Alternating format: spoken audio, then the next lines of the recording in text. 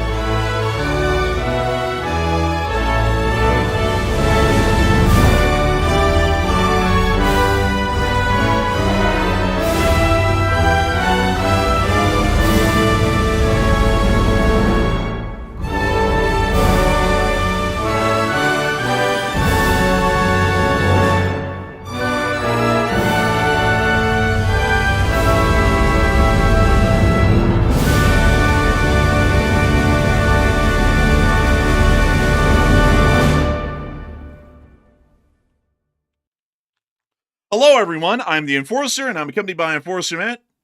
And good evening, folks. It's Enforcer Matt, and welcome back to day 1392 of the War News stream. And we have big news tonight that Germany is now accusing Russia of deploying troops to Belarus in extremely large numbers. We've also heard that Russia's attempting to hide a major submarine loss in Novorossiysk, which is devastating. And also, Iran suffered a serious armed revolt today in the southern part of their country. And we have very big news, and it's good to see you all once again. And of course, folks, we are going to be covering the past 24, not 24, but 48 hours of news from around the world, as we have heard significant news from practically every single corner of the globe over the past 48 hours. We have heard within the Islamic Republic of Iran, several Iranian soldiers and Iranian security forces officials have been killed within the city of Kerman, with additional information coming out that some form of an armed rebellion is currently happening in the city of Iranshahr within the southeastern area of the nation. It appears that at this moment, another regional uprising has happened nearly 8 months to a year after the last reports of an armed uprising within the area,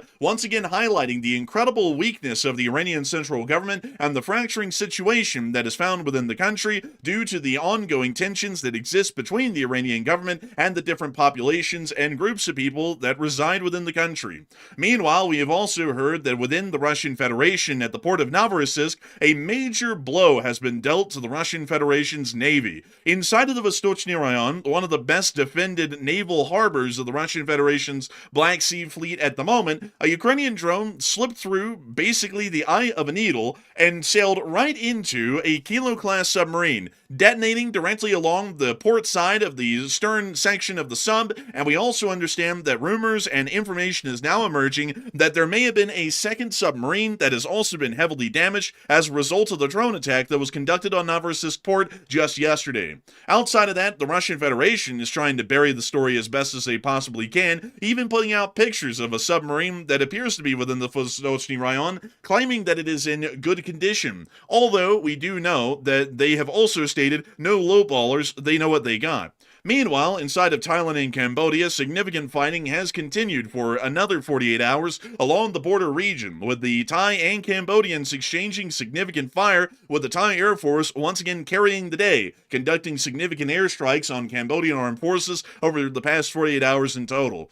Cambodian forces, blessed they are with the very little training and funding that they have, are continuing to fire, as we would call it, Crip style, into the Thai front lines, and I hope that eventually some bullet will try and land. We've also heard that the Chinese are ramping up their escalatory efforts inside of the South China Sea, not only against the Republic of the Philippines, but also against the United States of America, while at the same time, the Republic of China's government on the island of Taiwan has made it clear that they are prepared for any communist invasion by the Chinese, if and when a surprise attack may be conducted against their country, especially within the next 2 years.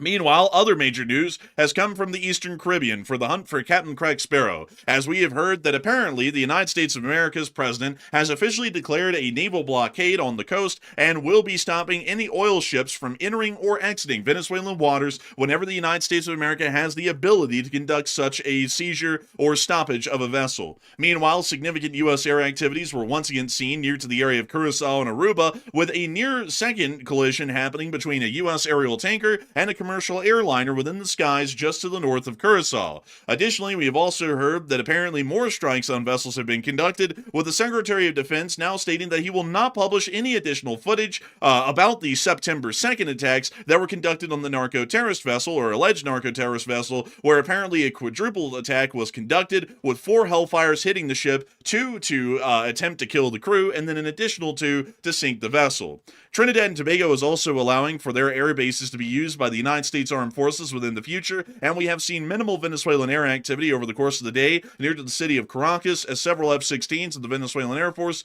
were patrolling the coastline. Outside of that, we have also heard within the area of Europe at large that it appears that the Germans are now accusing the Belarusians and Russians of a significant military buildup along the border. According to a German official, he has claimed that 360 guerrillan Russians are currently along the border, but from what we can tell, it does not appear to be that large of a number, and the number may be heavily inflated. However, there is an ongoing buildup by the Russians and Belarusians within this area, as they did announce that joint drills will be conducted between the Russian and Belarusian armed forces directly near to the Polish border. Lithuania has also announced that they'll be creating new training grounds directly within the Suwalki Gap to ensure that Lithuanian armed forces will be in the literal cauldron of fire if the war was to break out. Meanwhile, the British are still stating that they have to be ready to fight, as their chief of the Air Force has stated today that war does appear to be an inevitable certainty with the Russian Federation. While at the same time, the Ukrainians, which are already in that war, have been inflicting wildly significant casualties onto the Russian Federation's armed forces along most of the front line, and have also been able to see that significant losses have been inflicted onto the Russian army inside the city of Pokrovsk, as the Russians appear to be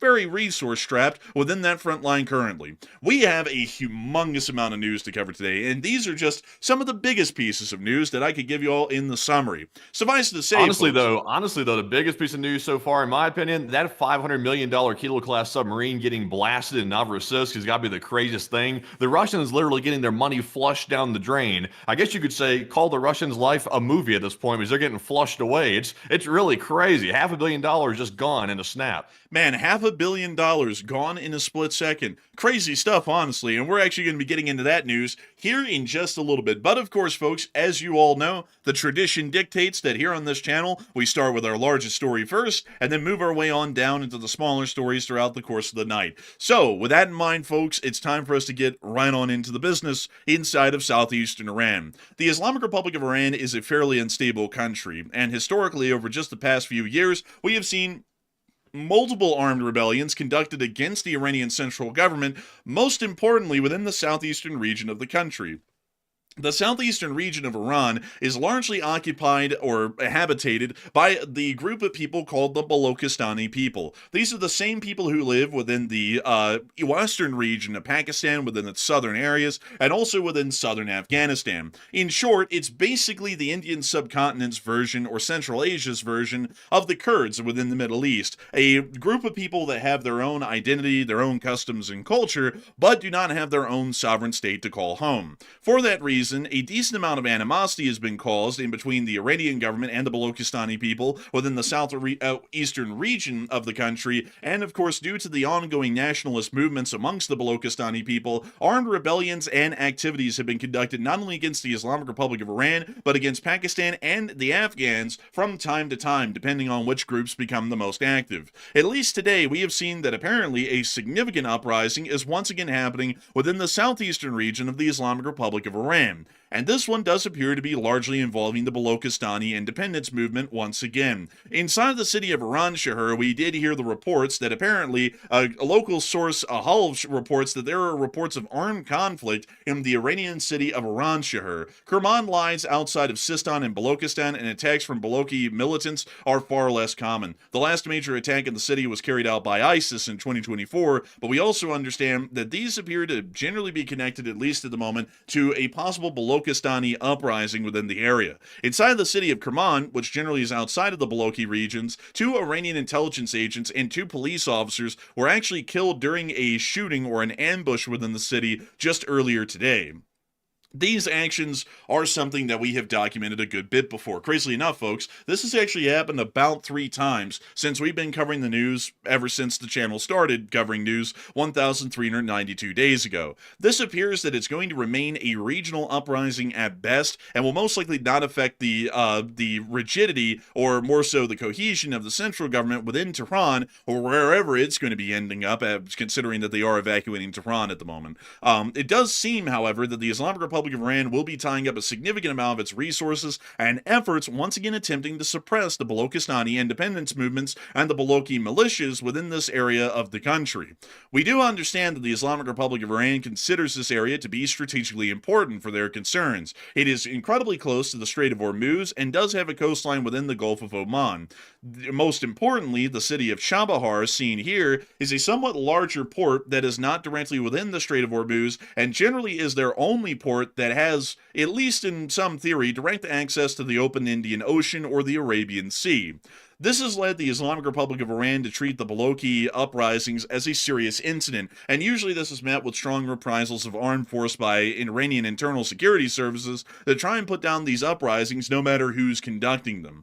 We do also understand that this could affect the Iranian standing at their largest port, Bandar Abbas, which includes the Rashe port, as well as the naval moorings at Bandar Abbas as well, which houses most of the Islamic Republic of Iran's navy. For this reason, if we see that this uprising starts to have a lot of momentum behind it and starts to become incredibly difficult for the Iranian government to put down, we could also see that the Islamic Revolutionary Guard Corps' abilities to conduct armed action out of the port of Chabahar and the Iranian Navy's ability to conduct actions out of Bandar Abbas may be slightly reduced, or we may actually see that this will start to disrupt port operations altogether for their navies and naval forces within these areas, as they may have to leave due to the ongoing threat of possible attacks leading to damage to the ships and also the injury and death of the crew, which are vital to the operations of these vessels. A lot of people have actually been talking about this action that's been occurring within the Islamic Republic of Iran today, and what they are generally thinking about it at the moment, at least in particular, about the gunman attack inside the city of Kerman. And Matthew, what are people thinking about that, and what are you thinking about it as well? All right, so it's seeming like Iran's having some pretty routine issues at this point internally when it comes to their officers getting gunned down or potentially even stoned inside of Iran, and it looks to be something much larger this time, as 4+ Iranian officers were gunned down in the southern part of the country. And some are saying it's a possible ISIS attack on the Iranians, but others are saying something different. So it looks like 57% of the audience said it's likely an internal Iranian uprising, while 19% says likely an ISIS-related attack, and 12% said I'm 50-50 on either option. And I would say that while ISIS is definitely rearing its head back up again in the Middle East, I don't think this is ISIS. I think the main reason people are saying that is because in this exact same area a short while back, there was also a similar attack which ISIS was behind that they conducted in the area. But I would say, considering the other uprising that we saw, the localized one up further north in Iran, I would say this seems to be an internal uprising of some sort, maybe some disgruntled group inside of Iran deciding to take their anger out on the government. It seems like that is more likely the case to me. So I'm with the 58%. I think it is internal. But Enforcer, what say you? I would have to generally say that I believe this is more so of an internal uprising than anything, considering that the Islamic Republic of Iran, a lot like many other countries within the area, do have significant amounts of differing cultural and ethnic groups that exist within the country. There is a heavy misunderstanding within the world that most countries that are run by some form of an Islamic government, like an Islamic Republic or an Islamic kingdom, generally only are Islamic and that's it. There's actually significant variance and variety within these countries, culturally and ethnically, much like you would find in really any other country around the world. The Islamic Republic of Iran is absolutely no exception. This is actually a map here giving at least a rough idea of what major population groups, culturally or ethnically, exist within the Islamic Republic of Iran. And of course, as y'all can see, the Persians make up the large majority of the country, a little bit over 50% of the population, and do occupy the major cities of Tehran, Isfahan, and others, including Bushehr, which have been significantly important to the Islamic Republic of Iran's ability to conduct their nuclear weapons research and development programs, along with their missile development and production facilities and programs as well. However, the southeastern region of the country, where we usually see the attacks coalescing, is entirely within Balochistan regions, or generally within Balochistan territory. Considering that we're hearing that an uprising is happening within Iranshahr, which would be about where my marker is, my pointer is right here on the map, and we've also heard of a shooting happening within Kerman, these two incidents are closely related, at least to the Balochistan territorial region within the country, and it would become pretty easy to deduce that this is most likely some sort of an attack conducted by the Balochistanis. We also have to remember that the Balochistanis are militarily active, not only inside of the Islamic Republic of Iran, but directly across the border within Pakistan, and also within Afghanistan, within the southern regions around Kandahar, from time to time as well. This has led to the Balochistani independence movements, which are deemed to be a terrorist force globally, including by the United States, to be, of course, receiving a decent amount of fire from practically everyone in the region. The Pakistanis hate them because they continue to destabilize the border regions near to Afghanistan. The Afghans have decided, at least recently, to create a temporary alliance with them and spur them to conduct attacks in Pakistan on Afghanistan's behalf, basically using them as a pawn. And the Islamic Republic of Iran has continuously dealt with Balochistani uprisings over the years, which we have documented on the channel, and are usually put down within several days by the Iranian central government. Because of this, I would say that it's highly likely that this is more so a Balochistani-related independence uprising than it is any form of an ISIS attack. ISIS attacks, of course, are not unheard of within the Islamic Republic of Iran, and ISIS attacks have happened over the broad area of the country, especially during the mid-2010s. Crazily enough, folks, a lot of people believe that ISIS only attacked Western countries. They pretty much attacked everyone. They attacked Russia, they attacked Iran. They didn't attack China, but that's a whole other reason why that never happened. But beyond that, it is quite interesting to note that it generally does appear to be surrounding Balochistani territory. For that reason, we're generally assuming that it's an internal uprising. We're also assuming that it's not going to be going too far. The Balochistani people make up only about 6 to 7% of the population of the Islamic Republic of Iran, and considering that most of the population does not ethnically align with the Balochistani people, we will probably see that the Iranian Internal Security Services will eventually put down this uprising within some limited period of time, most likely within a week, like they have the other uprisings in the past, and we'll see that the region, once again, while incredibly hostile, will return back to a more peaceful state. It does show us, however... I wouldn't count on that necessarily, because you got to remember that Iran is not tending to any of the domestic crises that they're currently experiencing right now. Like, for example, you might notice what happened to the talk about the water crisis. The Iranians seem to be brushing that under the rug for the most part. That crisis still exists, by the way, and also the air pollution crisis, that's not as serious as the water crisis, but they're having a lot of different problems right now, and you're seeing Iran reopen their nuclear sites, which is not helping. Also, they're once again mass manufacturing ballistic missiles. That's not helping either. So Iran's doing everything they possibly can to advance the interest of the military state, but they're not actually helping the domestic situation with the civilians. So the Balochistanis, while they may be isolated right now, it could show the other Iranians that it is possible to rise up against the Ayatollah's regime, and that might motivate them to do something. Because remember, not having water, that's a huge motivator. So unless they start getting lots of rains, which they got some rains, but not a whole lot, unless they get a lot of rain, then we could see that maybe they all rise up perhaps in the future. It's possible, and it definitely is an incredibly fragile position that the Iranians are finding themselves within currently. But I would also say that it may not be entirely possible to see a complete uprising, at least for now, until the water situation reaches a point of criticality where citizens are dying from thirst or the complete lack of water. The Islamic Republic's capital is in Tehran, which is a majority Persian-dominated city, along with any other major city within the country, including Qom, Isfahan, Bushehr, Shiraz, Iraq, Hamadan, and so on. Very few of the major cities like Tabriz or Kermanshah generally fall within at least some sort of a neutral ground, and even Karamabad generally fall within some form of a neutral ground where they're either in majority Azeri or Kurd controlled regions, or at least dominantly Kurd or Azeri regions, or even the Lur, which generally live around the Karamabad city area. So there could be some uprisings conducted, but considering that this appears to be, once again, just the ongoing tensions between the Balochistanis and the Iranian government, it may remain a fairly contained sort of a situation in the moment, but it is highlighting the great instability that does plague the country and will start to grow as the water situation only worsens for 10% of the population that lives within the Islamic Republic of Iran's capital and appears to be getting no assistance from the government, even in evacuation from the city elsewhere, as climate refugees or water refugees, either way you want to put it. But moving on out of the Islamic Republic of Iran, at least that news of the uprising, we also saw that at least within one area of Iran, the rains finally fell, and that was within the area of the Strait of Hormuz, which really isn't that fortunate for them, considering that it's raining right over the sea. Which you can't drink the water out of the sea. It's made out of salt water, and that's generally considered not good for human consumption. But on this little island right here, Hormuz Island, which the name of the strait is named after, it's named after the island of Hormuz, we were able to see that the rains finally fell. Not in Africa, but here. And the rains appear to have created a very interesting sight. The land literally looked as though it was flowing with red blood. This is just the water washing off some of the topsoil and the sand, but the sand has a fairly iron-like color, so it pretty much created what appears to be flowing streams of blood all across the island of Hormuz. Take a look at this. Oh, yikes.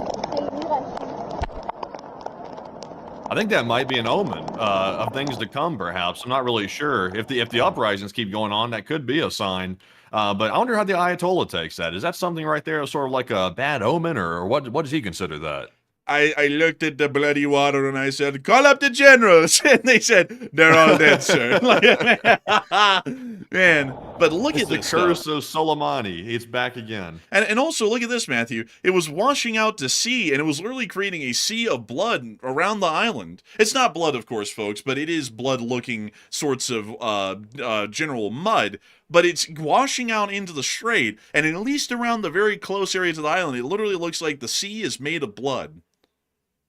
Yeah, that's bad looking. I know there's obviously a geological reason for this, but I'm not a big believer in like, oh, that's an omen right there or something like that. But I will admit that's not a good look, certainly. Yeah, I mean, that's definitely not a good look, folks. I'm not saying that this is an omen of things to come, but it is quite ironic that, given that there's an armed uprising going on, and the fact that Iran's probably going to be dealing with a humanitarian crisis that kills millions of people, or they're going to be dealing with a civil war, which may also kill millions of people, that this island, once it finally receives rain, which is supposed to be the savior of the Iranian people, the island literally appears to be flowing red with blood.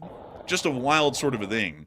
But moving on from that. Also, by the way, funnily enough, I see people saying red usually means high iron. There's a lot of iron in that. The iron's washing off into the water. Blood has iron in it too, by the way.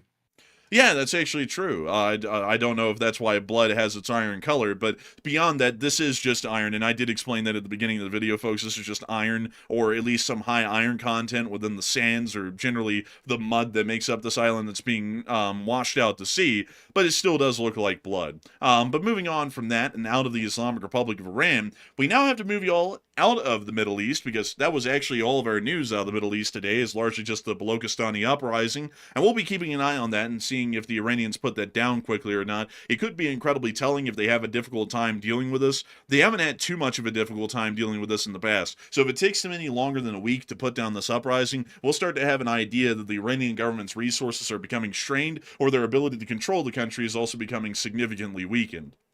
But moving on out of that, and on up into the Rossiysk Federacji, we have to move into the major news that has come out of the port of Novorossiysk. Novorossiysk has been on the news quite a lot lately, and it has become a mainstay of Ukrainian attacks within the region. Gone are the days of the claims that the Ukrainians are going to obliterate the Crimean Bridge, and gone are the days of really any Ukrainian claims that they're going to obliterate anything in the Black Sea. They don't talk, they just do, and it is quite clear that within the port of Novorossiysk, this is now their number one strategic target. The Ukrainian armed forces have been hammering the port of Novorossiysk heavily with drone attacks of multiple different types, including naval drones and air drones, over the course of several months. These attacks have resulted in a significant amount of damage, and let me try and just list off a little bit of the damage that we would know of off the top of our heads. One, the fuel loading derrick within this area of the port, right here, has been knocked out due to prior attacks which hit the fuel tanks within this area. We understand that fuel derrick is now at a limited ability of operation. Additionally, we've also heard that attacks have been conducted on one of the floating dry docks within the area, although that was about, 8 months ago. We do understand that dry dock was damaged and that it may be in some sort of a precarious state of existence currently. The Vostochny Rayon has been attacked several times in the past,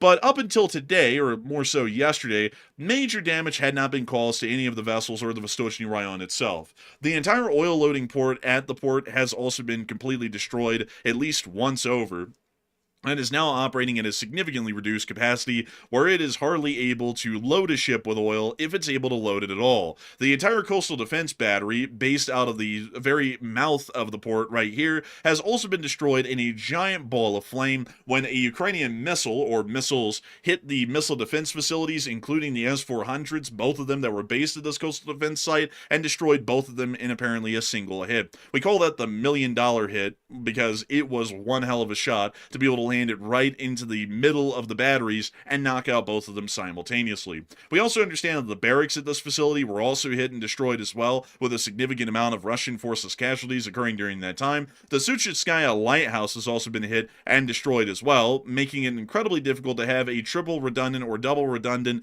navigational aid to make it into the harbor at night, if there even is a reason to make it into the harbor.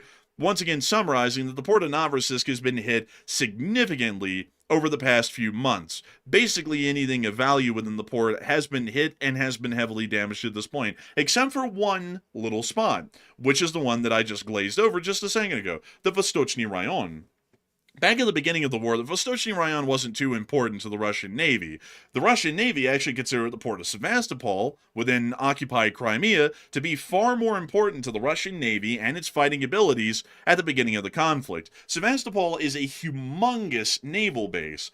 Dozens of Russian ships, practically the entirety of the Black Sea Fleet, was based out of this port and operated directly out of Sevastopol. Not only that, but the Russian Navy saw that most of its logistical facilities, including abilities to repair, refit, and upgrade vessels, is based within this port, and a humongous amount of facilities also existed to ensure that the Navy would be able to rearm its ships and fuel them as efficiently as possible. Over the course of the next 2 years after the war in Ukraine began, the Ukrainians were able to land so many significant blows onto the port of Sevastopol, not only hitting the port infrastructure itself, but also hitting a large amount of the ships within the port and also destroying a Russian submarine, the Rostov-on-Don, within a dry dock found within this area of the port. Let me see, where the hell is it? It's within one of these inlets. I believe... Well, did they feel... Oh, right here. Here was where the Rostov-on-Don was hit. It was actually within here. And they also hit, I believe it was the Minsk, which was a Rapucha-class landing ship, right over in the next dry dock, practically destroying both of them. After that, the Russian Black Sea Fleet moved the remainder, the half of what was left, out of Sevastopol and into the area of the Vostochny Rayon within Novorossiysk, which has effectively now become the headquarters of the Black Sea Fleet and its naval operations up until this day. Most importantly, the Vostochny Rayon generally housed, even at the beginning of the war, Russia's Kilo-class submarines. These little submarines cost about $550 million apiece. They're incredibly expensive. It's $500 million a pop for one of these submarines. They're fairly small and fairly limited in ability, but this is the best that Russia can muster. Using their diesel-electric motors, they are able to stay submerged for several days at a time, largely completely silent until they have to snorkel, and are able to conduct attacks against commercial shipping enemy vessels, and also conduct land strikes by firing off cruise missiles that are housed within the torpedo rooms at the bow of the sub. Generally, these submarines have also been the backbone of conducting strikes against the armed forces of Ukraine and the state of Ukraine at large, conducting attacks with, generally, from what we understand, caliber cruise missiles that are fired out of the torpedo tubes of the subs while they are submerged somewhere south of the Crimean Peninsula.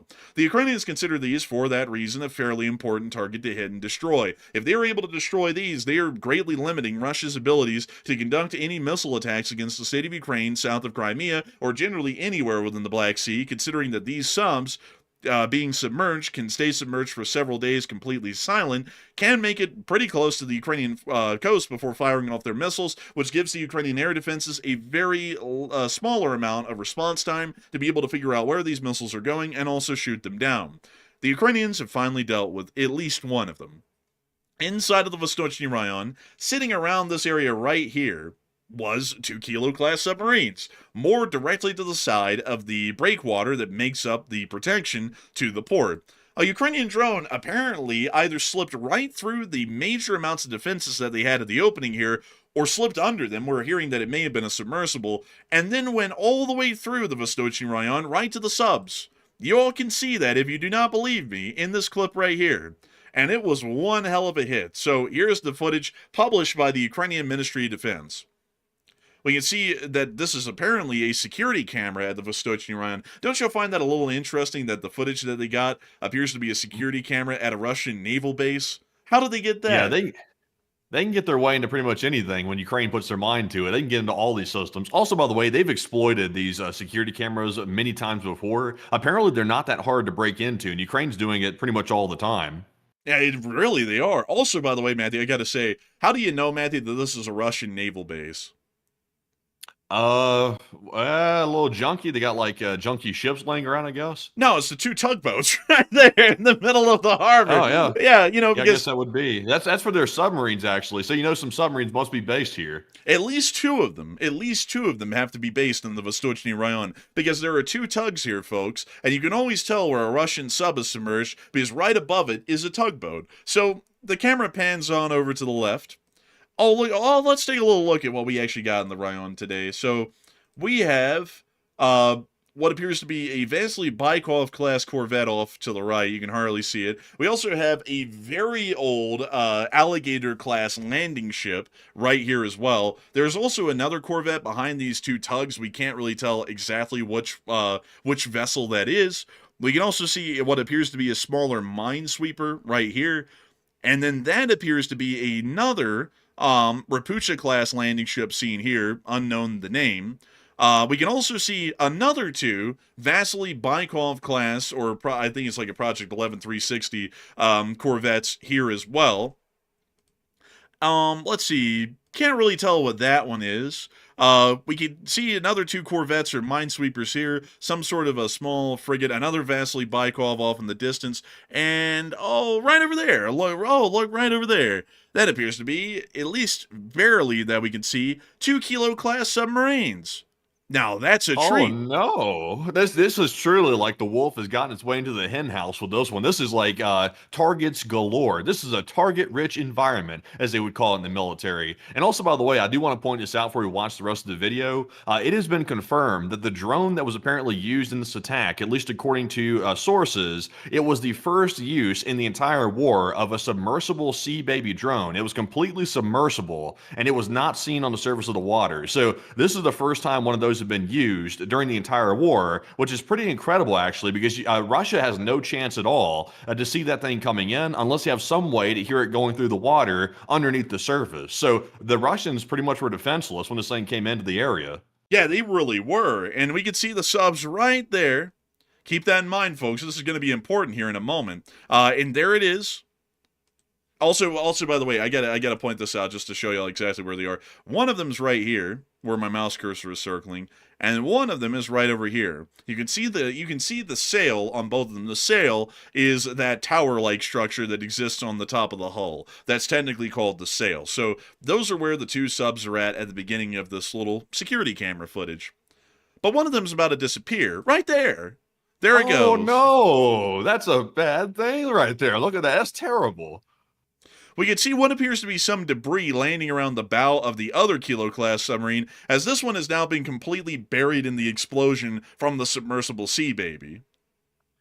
Also, by the way, can we sort of generally locate exactly what part of the submarine was the impact point? Because that does matter in determining how bad the damage was. So let me go get a little infographic here of a. Actually, let me do something a little advanced for our channel, folks. I'm gonna whip out Canva, and I'm actually gonna use Canva to show y'all generally what went on with us. So let me go get this, and let me go set this up really quickly, because we want to be a little bit thorough with this, so that way we can get a nice, deep analysis of what happened. So let me go get a Kilo-class sub, and we want the cross-section of one. This is actually provided by the U.S. Naval Institute, so that's perfect. So let me get this and put it up here on my screen. And we'll also flip it to reflect the direction in which we're seeing the submarine. So here in the security camera footage, at least when we're talking about the Kilo-class submarine that appears to have taken a direct hit, we're actually talking about the one that's on the far left of the camera where the explosion occurred. This is the general shape and whole outline of a Kilo-class submarine provided by the United States Naval Institute. These submarines are the backbone of the Russian Navy, like we were talking about earlier, and they are the only submarines found within the Black Sea Fleet. From what we can tell off of the video of this explosion, which we'll try and go through it slowly right here, it appears that the explosion occurred directly astern of the submarine, or directly near to the propeller and rudder assembly of the sub, which would be about right here. So let me see if I can get us a red circle or something along those lines. Here we are. So let me put that in red. Put that in commie red. So it appears that the hit happened somewhere near to the propeller or right near to the rudder assembly, somewhere around there.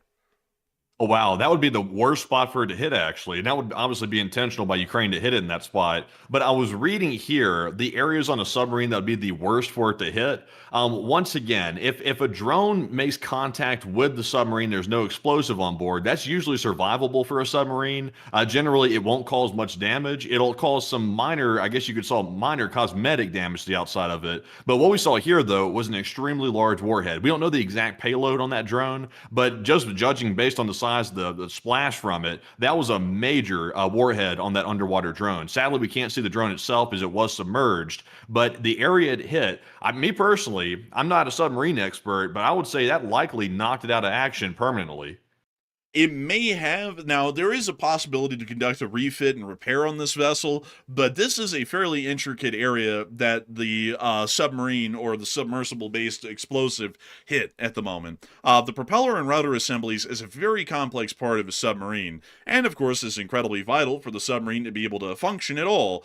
If it can't steer and it can't propel itself, it's practically dead in the water and is completely useless, like Enforcer Matt's saying. That means that they're either going to have to expend tons of money trying to repair this part of the submarine, or they're just going to have to write this thing off. And considering that the Russian government is running out of money, and that this thing isn't exactly a cheap thing to repair, they may just write this thing off generally, or say that they're going to repair it after the war, knowing that there's not going to be any financial ability to repair the sub after the war either. Some people have stated that there was a second Kilo-class submarine that was possibly damaged in this attack, but it appears that if it was damaged by anything, it appears to have been falling debris, which is a very common Russian claim that everything's damaged by falling debris, but this one literally appears to have been damaged by falling debris. So it's possible that the damage to this Kilo-class submarine is fairly minimal. It may just be to the outer pressure vessel, or generally the outer skin of the sub, which should be easily repairable. They can literally just buff out the dents on that one, and that should be fine.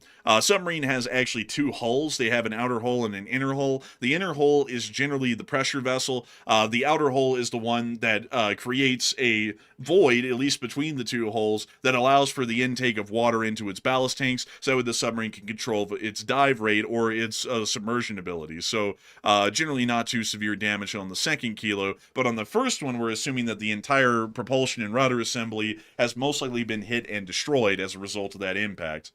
We can also see some smoke coming off of the second one there for a moment, which is a little bit odd. I don't know what caused that, but quite interesting nonetheless.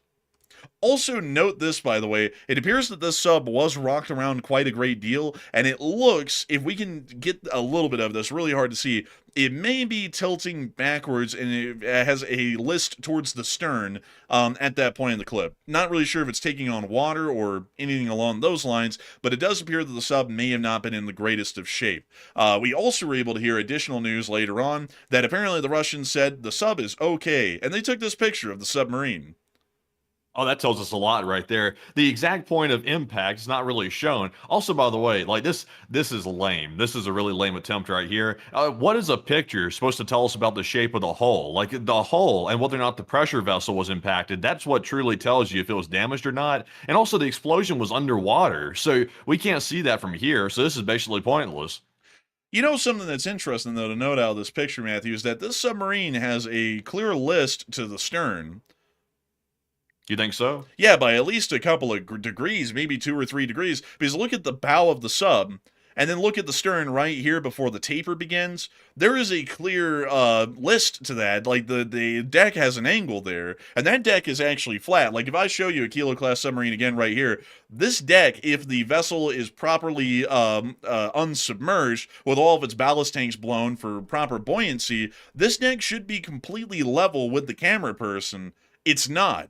It clearly has some form of a list. And of course, folks, I'm not talking about the taper that begins right here where my mouse cursor is right now. There is a taper at the end of the hull where that part of the vessel starts to go towards the waterline. We're not talking about that area. We're actually talking about the main deck near to the sail. And that's clearly listing just by a few degrees, but a few degrees is incredibly important. It's not supposed to be doing that, most likely. Another important thing... I feel like this is what, like, you know, people on Facebook Marketplace do when they're trying to sell something that they know is damaged, and they're trying to be like, oh, it's in great condition. I know what I got. I'm not taking any lowball offers on this one. This is kind of what they do. They take like a really, really shady perspective shot of something where they hide all the damage, so that way you can't see it. And then when you show up in person and you actually see it in real life, you see all the damage like underneath it and stuff like that. And you're like, hey, what the hell? You know, this thing's all screwed up. What are you doing? Trying to sell me like a piece of junk? And then you realize it later. It feels like what the Russians are doing. This is like such a perfect angle, like a perfect angle, they call it. This is really a perfect angle here. They chose this angle, blocking the entire left side of the submarine where it would have gotten hit. You can't see under the water level, or the water line, that is. And you can't even see the back of the sub either, toward the propeller part. You can't even see that either. Also, another thing that's very telling here is that they stopped the picture or framed the picture to where the rescue buoy is only within frame. The rescue buoy is right there. On this picture, I'll actually move the red dot to where the rescue buoy's at. So the rescue buoy is right there. So they're not showing anything of the sub or the boat, generally from this point on to the right on this picture. So let me see if I can get a square here so we can black out the rest of the image and show y'all generally what that's looking like at the moment. So this also, is... by the way, while you do that real quick, I just saw Bama FEV point something out, which he may have a good point here. He said the photo shows a dock in front of the submarine, but the location does not have the dock that are showing in that picture. I'm not sure if that is the case, but let's maybe take a look real quick and see that, and see if that is the case. Actually, that'd be unfortunately incorrect, because in this, just to show all of the proof that we have here to do our due diligence on this, when we look at the security camera footage, we can actually tell exactly where in the port this was hit. So when we're starting off frame here, just to show you all the whole sequence of the camera panning over, you can see the small pier here with the 3 tugboats, the 2 tugboats and the support ship. That means that when this video was being filmed, we were looking about at this area right here, and here is actually those very 2 same tugs. The camera then pans over towards this direction, so we can tell that the camera is somewhere around this part of the facility, maybe even directly on the headquarters building, where you can see the flag of the Russian Navy right here. So the camera then pans over to the left. We can see another pier here. We can see another pier there. So at this point, this is all lining up quite consistently. If it was at the beginning of the headquarters building, here's the pier, here's the other 2 piers, and now it's looking over towards the support and service facilities, which are right here. And when it pans over there, when you see that jutting out, this jetty jutting out right here that these ships are moored on, and then it takes a hard left angle at this point of the camera, and then you can see the larger area where the support base is at the very far left end of the frame. When you look at that and geolocate that accurately, this camera is looking directly within this area, and considering that this submarine, at least right there, right over here. Let me get it into the normal frame right here. It's right there. It's actually on these rubber stops right here. And that means that if a camera person was standing here, as they are in this picture, they actually would be looking at the sub from that angle and looking across to these rubber stops over here, which we actually can see in that picture. Aha, so it does appear to be legitimate. Now, obviously, they blurred out the back for OPSEC reasons, but I see some people saying it's AI. I'll be honest, I really don't see anything that looks AI that stands out to me in this image. I would say it's just a very carefully curated angle of the submarine, but it doesn't appear to be AI, so I think it may be legit. This is most likely a legit picture because what a lot of people aren't factoring in is that they're not showing the area that would have taken the direct damage and the direct hit, which would have been the propeller and rudder machinery at the very back of the submarine. This is what they're showing of that sub in the picture. This black bar here is cutting out everything that we cannot see in the picture. The explosion happened astern of the vessel. So if we're to understand that, that means that the part that the Russians should show, if they wanted to prove that there was no damage, wouldn't be the front part of the submarine. It would be everything back here behind the rescue buoy. And they're not showing that at all. And on top of that, this vessel in the picture clearly has a list at least several degrees astern, which is also giving us an idea that the vessel may have taken on water at some point from the explosion as well, and there may be a small puncture in the hull or a puncture within the inner hull of the sub. Either way, it's not going to be in good shape. And another thing that we do have to point out here, folks, is that this is incredibly important, is that right there, and this is something I mentioned only a moment ago, right on this red dot is the rescue buoy. Matthew, do you know what the rescue buoy is made for? For rescuing. It is, you are absolutely correct. It is manually deployed by sailors that are within the machinery space or the engine room of the submarine, which is right back here. This is the area that stores the diesel motors as well as the batteries. And if the submarine was ever to go down at sea and rest on the bottom of the seabed, the sailors, if the submarine doesn't go beyond crush depth, will go back here if this area is unflooded and will manually release the rescue buoy. This rescue buoy is attached to the submarine by a tether, and once it's released, it has buoyancy and will rocket up to the surface and float directly above the submarine on the surface connected by a cable. This will allow for anyone who's trying to conduct a rescue effort on the sub to find the buoy, bring the buoy onto their vessel, and then use the cord from that buoy down to the sub to lower a rescue capsule down to the submarine to attempt to rescue the surviving sailors out of the sub. That means that that area right there at the very end of the left frame is the last occupied area of the sub. Beyond that, it's nothing but void, which is where people really can't get into easily or at all. That also is where the propeller and rudder machinery is at.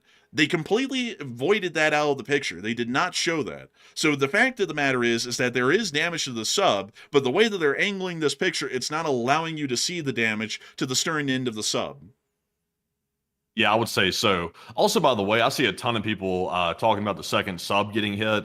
What can we tell everybody about that real quick? Because I see the individual out there making that claim. I'll be honest with y'all, I did not see a second submarine get directly hit by anything. I didn't see that when I was covering it yesterday. So if it got struck by something, my personal assessment is it likely maybe got brushed by some of the debris from the explosion, possibly. But that's not nearly enough to damage the submarine and take it out of action. So, Enforcer, what can you see from that? It looks like it would be minor damage at best. From what we can tell, it appears to have been falling debris that we could see right there that would have hit towards the sonar. And then we also saw here at the end of the clip what appeared to have been some smoke that started rising from near to the sail. We can see it then dissipating back here in the back somewhat heavily. There may have been some form of damage that was caused to the sub, but we're not believing that it's severe. It may have been minor at best.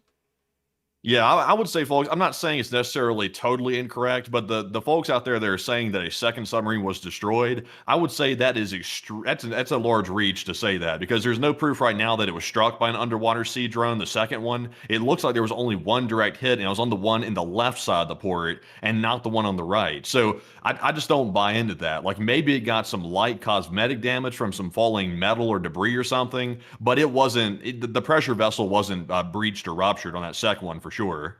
Yeah, I would definitely have to agree. And also, really quickly, let me pull this up. Depth charge. Let's find U.S. Navy depth charge. Let's go look at this, Matthew, because this is something interesting to me. U.S. Navy depth charges. let's see, we want to find our modern depth charge because we do still have depth charges within the U.S. Navy. And I'm trying to, let's see, U.S. Navy depth charge. Let's see. Oh, okay, so I'm sorry, everyone. Correction. We actually don't use depth charges anymore. I believe we use rocket-fired torpedoes from a destroyer or corvette to destroy subs these days. So let me go and try and find the last depth charge used by the Navy. Let's see. Let's just pull up a World War II depth charge. World War II depth charge, and then let's get some information off of that. So, let's see. Size. Let's see here. So a World War II depth charge at its biggest could get up to about 600 pounds of explosives. Later on in the Cold War, some of them could get up to about 2,000 pounds. The proximity depth charge has to be to sink a sub. Let's see what we can get off of the size of the explosion. So, to sink a submarine, a depth charge usually needs to detonate within about 14 to 20 feet for a direct hull rupture. So considering that drone hit either directly on the propeller or behind the propeller at a very close proximity, it is guaranteed, considering that submersible drone appears to have been carrying 1,000 pounds of explosives, that some sort of a direct rupture probably was caused to the hull, or the propeller and rudder assembly has been completely destroyed or rendered inoperable due to the proximity of the explosion. That's the best conclusion that we could come up with at this point. And once again, the fact that the Russians framed the picture where they don't show that part of the sub would once again indicate that as well. So I just want to make sure, folks, that we did our greatest amount of research and investigating here on stream. This submarine has been definitely knocked out of action. This submarine over here appears to have taken minor damage. It may just take several days of repairs, but it will be operable again quite soon, considering that it took only minor damage to the bow of the vessel due to falling debris, and there appears to have been a small whiff of smoke that came off the starboard side of the sub at some point later on, only a few seconds later. But moving on from that, we are going to be getting on into the rest of the information that we have about this submarine, because we did get to see a satellite picture that was taken apparently by Maxar, showing the submarine before and after the attack, or at least that's what was claimed. It does appear that sub did take some sort of a hit, because if you'll notice here, the submarine's profile above the waterline is quite pronounced in this satellite picture. This was taken apparently several days before the attack because the second Kilo-class submarine was not present at its moorings within the Vostochny Rayon. Then in this picture here, we can't really see a second Kilo once more. We can see some sort of a recovery vessel, and it also appears that this Kilo-class submarine has a much less pronounced sort of a profile on the waterline, which may also be showing us once again this Kilo-class submarine did take on water in decent amounts of damage. But that's going to be the end of our coverage of the Kilo-class submarine, because we still have loads of news to cover outside of the Vostochny Rayon. Still, it appears that they did lose a $500 million submarine, and either they're going to have to repair it or completely write it off. Repairs are going to be incredibly expensive, mind you, as well. But, moving on from that, folks, a lot of people are actually talking about the fate of this submarine and what has happened to the sub. And Matthew, what are people thinking about it, and what are you thinking about it as well? All right. So the Russians are saying that the submarine that they took a picture of, the one on the left side of the dock, they're saying that one there is undamaged. They're saying the only thing that happened was there was a major explosion right on the submarine and absolutely nothing happened to the submarine, which sounds very unbelievable if you ask me. So what do you think is going on with this? 63% said the sub is actually destroyed and the Russians are lying like usual, while 27% said the sub is likely only damaged and 3% said the sub was likely unscathed, like the Russians said. So, call me a skeptic, but I would say that when a huge explosion of that magnitude happens literally right next to a submarine, that there's got to be some severe damage. At the minimum, severe damage. At the worst, the submarine's been destroyed and the pressure vessel has been breached. Me personally, I'm with the 64%. I think the submarine's destroyed. I don't think a submarine can take an impact quite like that at that spot on the submarine and not have a major rupture rupture or at least significant damage enough to knock it out of action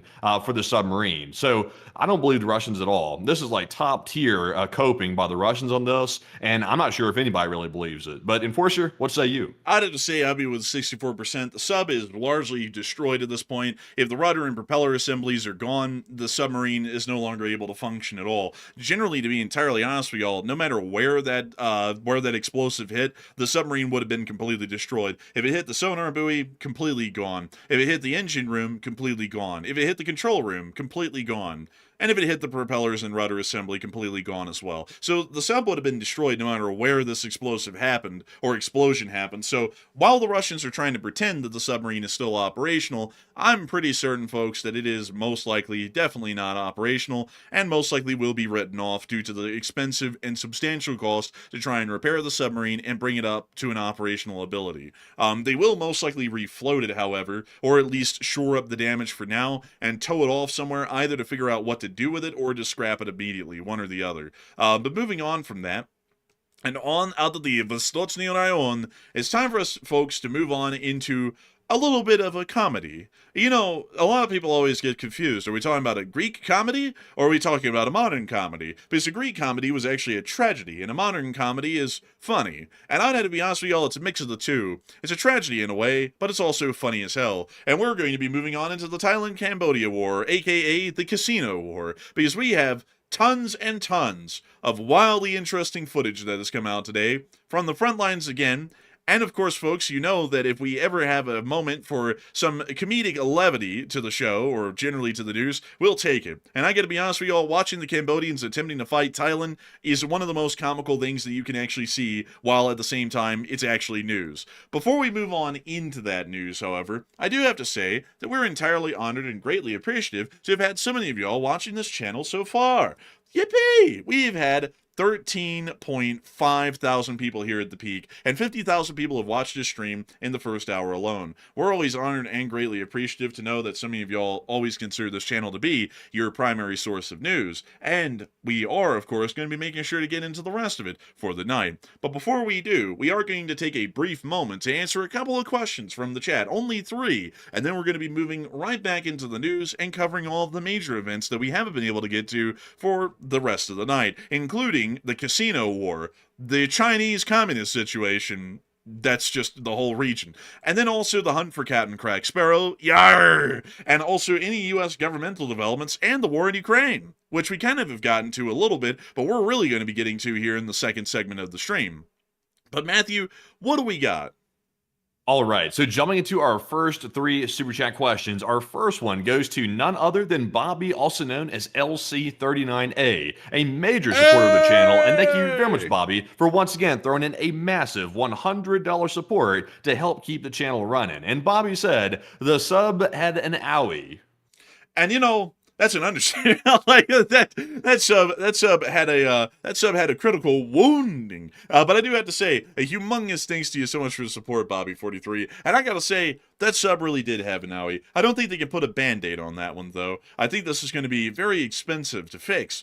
You know, this is going to be like your average... That's a lot of damage. That's a lot of damage. I don't think Flex Steel's going to fix that one, I don't think. Man, we better hope that they ain't got Blue Cross coverage, because, my buddy, they're going to be spending more money than you do at the emergency room, and that's a damn lot of money these days. But I gotta say, they're going to be doing quite poorly over there, at least through that submarine. And we actually don't know the name of the submarine even. We have no clue which one it is. We got some ideas of which ones it may be, but still not really sure. We're going to have to wait and get some more information on which one it is in the future by name. But still, a humongous thanks to you so much for the support and helping this channel to keep on running. And you know something, folks? You know something that's crazy? Y'all know how much it costs to go to the hospital these days, like the emergency room? Thousands of dollars. It's crazy. Like, who in the hell can afford that? You know, you stub your toe or you break your arm or something, you go to the emergency room, you're up to your neck in debt. I mean, at that point, I just let my arm heal back crooked, you know, because it's like, that's cheaper than going to the hospital. I mean, just figure out how to work with it, you know. But I gotta say, folks, crazy stuff. But anyways, with that, I hope that does address that the best we can. A humongous thanks to you so much once again, Bobby43, for supporting this channel massively and helping us to stay on air. Nobody has to support this channel, yet loads of people do. And y'all are the ones who make it possible for the entirety of the Lee Spring Army, in the hundreds of thousands every day and the millions every month, to be able to watch this show and allow for us to be able to have that Costco chicken and that coffee and that pizza so we can stay on air and keep covering this news well on into the future.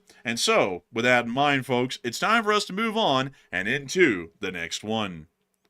All right, so our second super chat here goes to Howard Mendelson, and Howard puts in a very generous $50 support as well. And thank you very much, Howard, for once again also being a major supporter of the channel, and we do appreciate that. And Howard said, at yesterday's press conference, the president allegedly said the Caribbean operation has cut the amount of drugs coming into the United States by sea by 94%. And back of the napkin calculation from the Coast Guard website dispute that, allegedly, and whose version makes more sense? I'll be honest with you, Howard. The 94% number that keeps getting cited, I'm not totally sure if that's accurate or not. That's the claim out there. Just from a common sense perspective, it seems a little bit weird that just through these isolated boat strikes they're doing, that somehow all the drugs have been cut down by 94% by the sea, considering the fact that Venezuela is just one of many, many pieces of the puzzle when it comes to the drug importation into the United States by sea. Like, Venezuela is just one part of that. So how does Venezuela account for 94% of the drug transportation by sea to the United States? I'm not really sure how that's possible, but I'm not saying it's wrong. It just sounds a little bit strange. But Enforcer, what say you? I'm going to be honest with you, Howard. I'm not really believing that number because it's practically next to impossible to get 90% of anything in the world, unless you're talking about accuracy on U.S. weapon systems. Usually we get that up to 99%. But seeing that within a very short amount of time, only about the course of 3 months, that the trafficking of drugs drops 94%, I find that to be a little bit hard to believe. And not only that, I gotta say, how in the world do we even get 94%? Because if we're getting 94%, that means that somewhere out there, we have gotten the ability to count the exact amount in tonnage of drugs that's coming into America by sea every month. So if we have that ability, why in the world can we not stop 100%? Because apparently we know exactly how much in tonnage of drugs that's coming in, so we've apparently got to know where it's being produced, where it's being loaded on these boats, and where the boats are heading, and when they're coming on shore, and how much of it's unloaded on shore. I mean, at that point, we have such a great statistical gathering ability, we should be able to stop 100% if we even know that it's 94%. That's the thing that doesn't make any sense to me, is that this trading is entirely illegal. It's not like the cartels are reporting to the customs union that they brought in, say, 50 tons of drugs or anything like that. They're not doing that. So where in the world do we even get the number? There's some set number somewhere to say that it's dropped 94%. I don't even know. So I would generally be honest with you. I'm thinking that it's highly unlikely that that number is accurate. I haven't looked at the Coast Guard's report myself, but I will also have to say that considering that the President of the United States stated that a ceasefire was going to be going into effect immediately this evening 4 days ago, and it's 4 evenings later, and there still is no ceasefire or an idea of a ceasefire in Thailand and Cambodia, it's also leading me to believe that that statement may just be one that was stated and not really backed up by a lot of substance or factual information, possibly. So I hope that does address it the best I can, but I would have to be honest with you, as far as statements from the President of the United States, generally how I'm going with it on the channel for analysis purposes is that I take them with a grain of salt. He stated, at least within the last week, 4 times that strikes on Venezuela are going to be coming incredibly soon. He's said that so many times over the past 100 days, we've completely stopped reporting on every time he says it because it may as well be like background noise at this point. So generally, that's kind of what we're working with right now. So I would tell you, it's probably best to have your own discernment and judgment on that. But I would generally defer to the statistics that are published by the departments that are actually involved in that, like the U.S. Coast Guard, which probably are the ones who have the best information and amalgamation of those facts, and, you know, also considering that they're apolitical and they just do their job and they report their figures and their abilities, that generally speaks for its own self. So with that, I hope that does address that the best I can, at least in my opinion. And a huge thanks to you for the support, Howard Mendelson, and helping this channel to keep on running, because if it wasn't for folks like you, we wouldn't be able to make this possible, and we wouldn't be able to keep the channel running. And so with that, it's time for us to move on to the last question of this segment, and then we're going to be moving on into the rest of the news, of course, starting off with the Thailand-Cambodia war. So what do we got, Matthew? All right, so our last one goes to Mike D, who puts in a $21 super chat, and thank you very much, Mike D, as well, for that generous support. Hey! He said, "Call the Ukraine sub drone Ozempic, because you'll lose your kilos or your money back." Damn. Honestly, I'll tell you what, that's a tough one right there. Honestly, I mean, seriously speaking, the Russians just got $500 million lighter because of that attack right there. I'm saying it's destroyed. Like, to me, I don't think you can take a hit like that and survive or be repairable very easily. That sub is basically finished. So that's $500 million flushed away like it was nothing. And obviously the Russians' pride has been hurt so bad. Now they're trying to take, Facebook Marketplace style photos to try to make it look like the sub's not damaged. So I would say that's tough for Russia. That's embarrassing. But Enforcer, what say you? I have to say that was a pretty damn good joke and a great punchline, honestly. And as far as it goes, I think they did lose a couple of kilos today. At least one, that's for sure. And hey, who's to say that weight loss is a bad thing? I think the Russians getting a little lighter is pretty good. But I gotta say, a humongous thanks to you so much for the support. And I gotta say, that was a really good punchline. Honestly, one for the books right there. So humongous thanks to you so much once again. I hope that does address your joke incredibly well. It was a good one, and we're honored to have heard it. And so a big thanks to you once again, and we're going to be moving on right out of that question segment, folks, and right back into the news. It's time for us to go down to Thailand and Cambodia.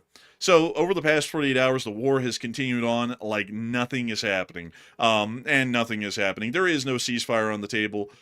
Just want to make that clear now, because we're now 4 days after that statement was made by the president. There is no ceasefire. There never was a ceasefire. And it doesn't look like there ever will be a ceasefire, at least for now. The Thai are very strong in their position that they are not going to be backing off at all of continuing this conflict. And I've got to actually say, folks, just to cover some side notes here about this that are quite important, that aren't really being talked about by a lot of people, it appears that the Thai are actually holding basically all of the cards because of their approach. The United States of America threatened that if the war started again after the end of the 7-11 war, that they were going to leverage significant tariffs and sanctions against the Kingdom of Thailand and Cambodia if they did not follow the Malaysia Accords, which is the name of the peace treaty that both countries signed.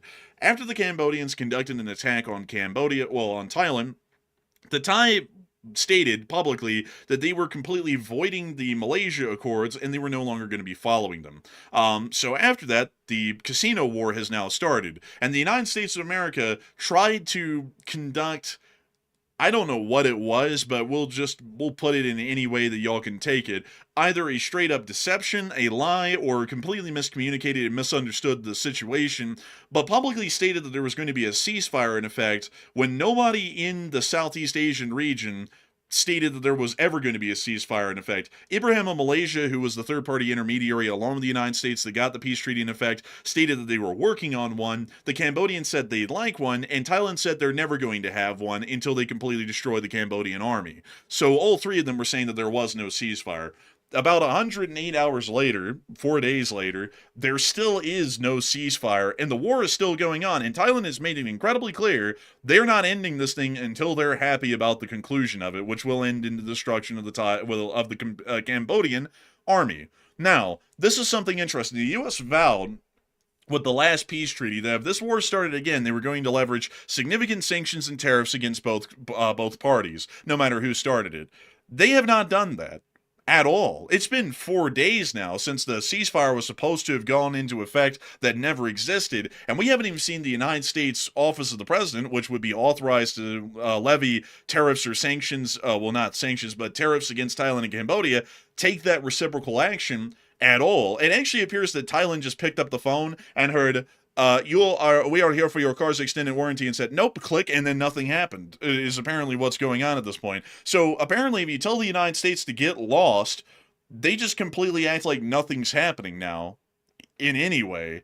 So moving on down into the front line, now that we generally understand that if you just tell the United States to get lost, they apparently do nothing, which is kind of a shock because, everyone thought that the wrath of the United States would be endless. Turns out we just disappear. We literally bounce if they tell us to get lost, and we don't do anything to anyone in any way. But moving down to the border, we did get to see that the Thai Air Force is still conducting airstrikes on the Cambodians. On the 15th of December yesterday, an F-16 conducted another airstrike on a Cambodian position near to the Sa Keao province in Thailand. And we can see the dual strike happening here on both facilities that are operated by the Cambodian Army. This is a double tap, but not the illegal type that's, alleged to be happening in other places. Yeah, that was actually a quadruple tap. 2 to take out the boat, and then 2 to kill the crew. So, that's quite interesting. The funny part is about this double tap, we got to see the footage right here. Yeah, look at that. That's crazy. I got to give a credit, Matthew, to this current administration. They are the most transparent. I love looking at that job report and that footage of the September 2nd attack, and also the list. Very transparent indeed. But we can see here the Thai Air Force's targeting pod on board the F-16, taking a look at the aftermath, and both of those covered storage facilities were completely destroyed as a result of the strike. They really did level those down to the foundation, really. It looks like a tornado hit it. Man, like a Category 5 or a Category 4. Man, they have to get that camera and zoom. Gotta admit, it's pretty nice resolution, that targeting pod. Like, this is good quality. It is high definition. Man, the Thai are watching the Cambodians lacking in 4K Ultra HD. But moving on up the border, it's now time for us folks to get into the comedy hour. So I'm going to give you all a quick little second. It's not going to be long enough, but go get your popcorn, gather around the family. You want to watch military incompetence in real time? We're about to get right into watching the Cambodians fight this war again, and it is primetime comedy. So, let's get into it. Moving on into the Buriram region, we got to see the Cambodian army once again firing on the Thai, this time with an RPG-7.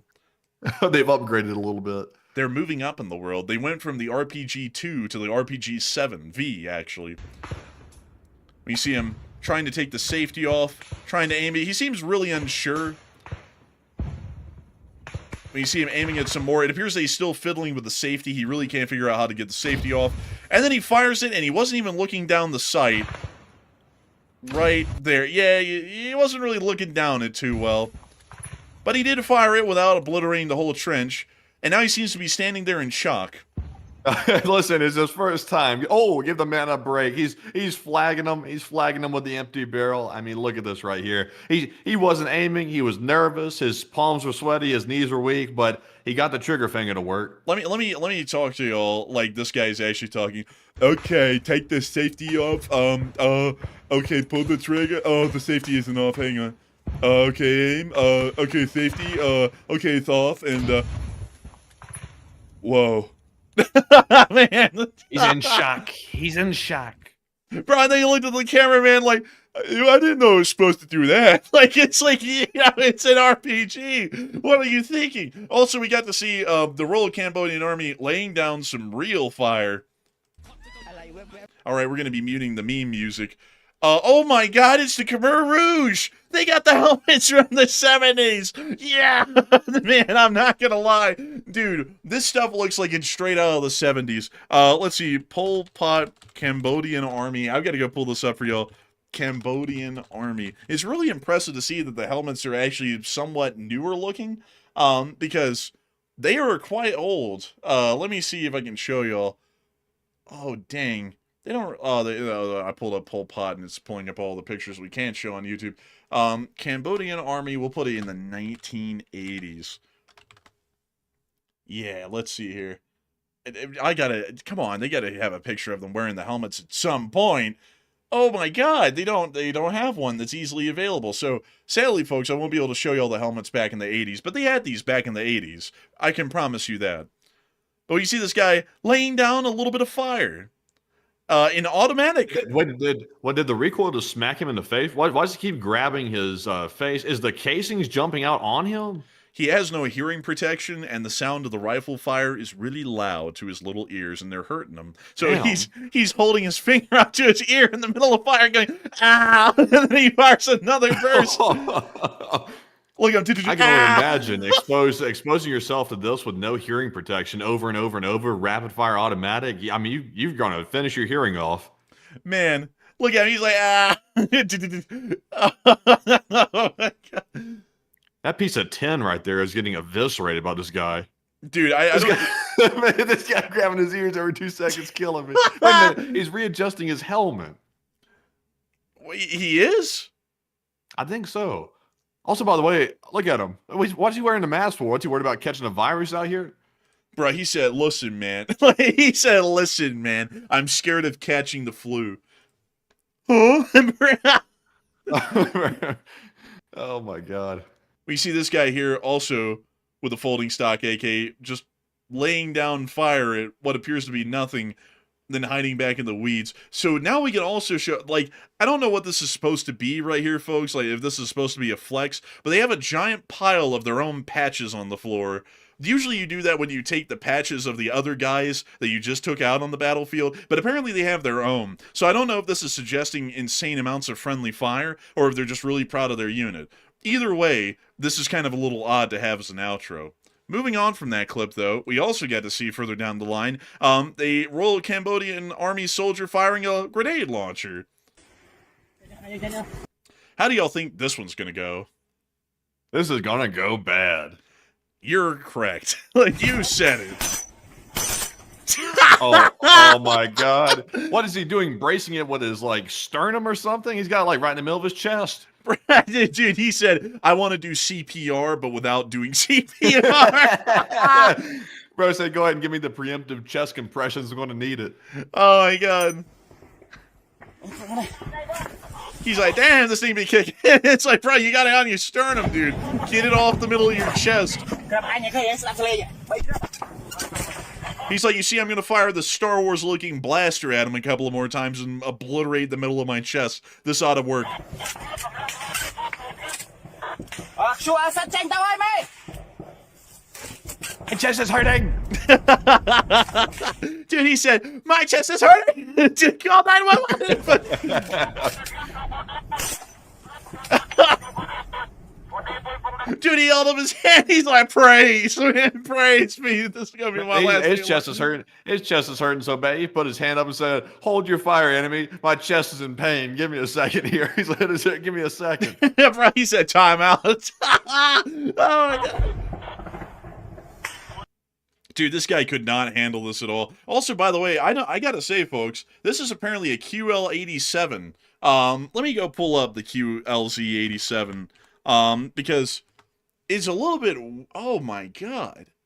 Wow, this thing is hideous, actually. Like, you hardly get to see it there, but now I realize, Matthew, why the Cambodians are using this, because this thing looks like garbage. That is the weirdest looking thing. It looks like a jackhammer or something like that with a muzzle brake on the end of it. It's kind of a strange look. Also, this is, I believe, it's made by Norinco, in China. Oh man, this thing has been used in a great deal of some of the high-end wars. The Chadian Civil War, the Sudanese conflict in South Kordofan and Blue Nile, the Somali Civil War, the Boko Haram insurgency, the Syrian Civil War, and most importantly, the Iraqi Civil War. So this is like an F tier weapon right here. This thing is not what you'd call top tier. This is the weapon that everybody grabs when they need something. Man, this is the weapon that's used when folks go, "Walak Salim, I have no money," and then they got to go buy this thing. It's like, bro. And then also the Chinese designed it to be fired gangsta style because the pistol grip is at a 90-degree angle off the right of the grenade launcher. They said our clientele is not going to want to fire this straightforward like that. They're going to want a side-mounted grip. Honestly, though, this is good right here. They're building it. I guess they're building it the way they want to build it for the right customer. But what in the world do left-handed shooters do? There's nothing to grip onto, man. Like, there's no way to hold it. I don't understand this thing at all. It's janky. Also, here is a Ugandan soldier. See, look, it's the gangster grip. You literally have to hold that thing at a 90-degree angle to use it. Yeah, but look at this guy though. I mean, this is a bigger fella here, so he's actually holding the thing and actually looks proper. Like that Cambodian fella was holding it, and it looked like it was massive. Like that thing was manhandling him.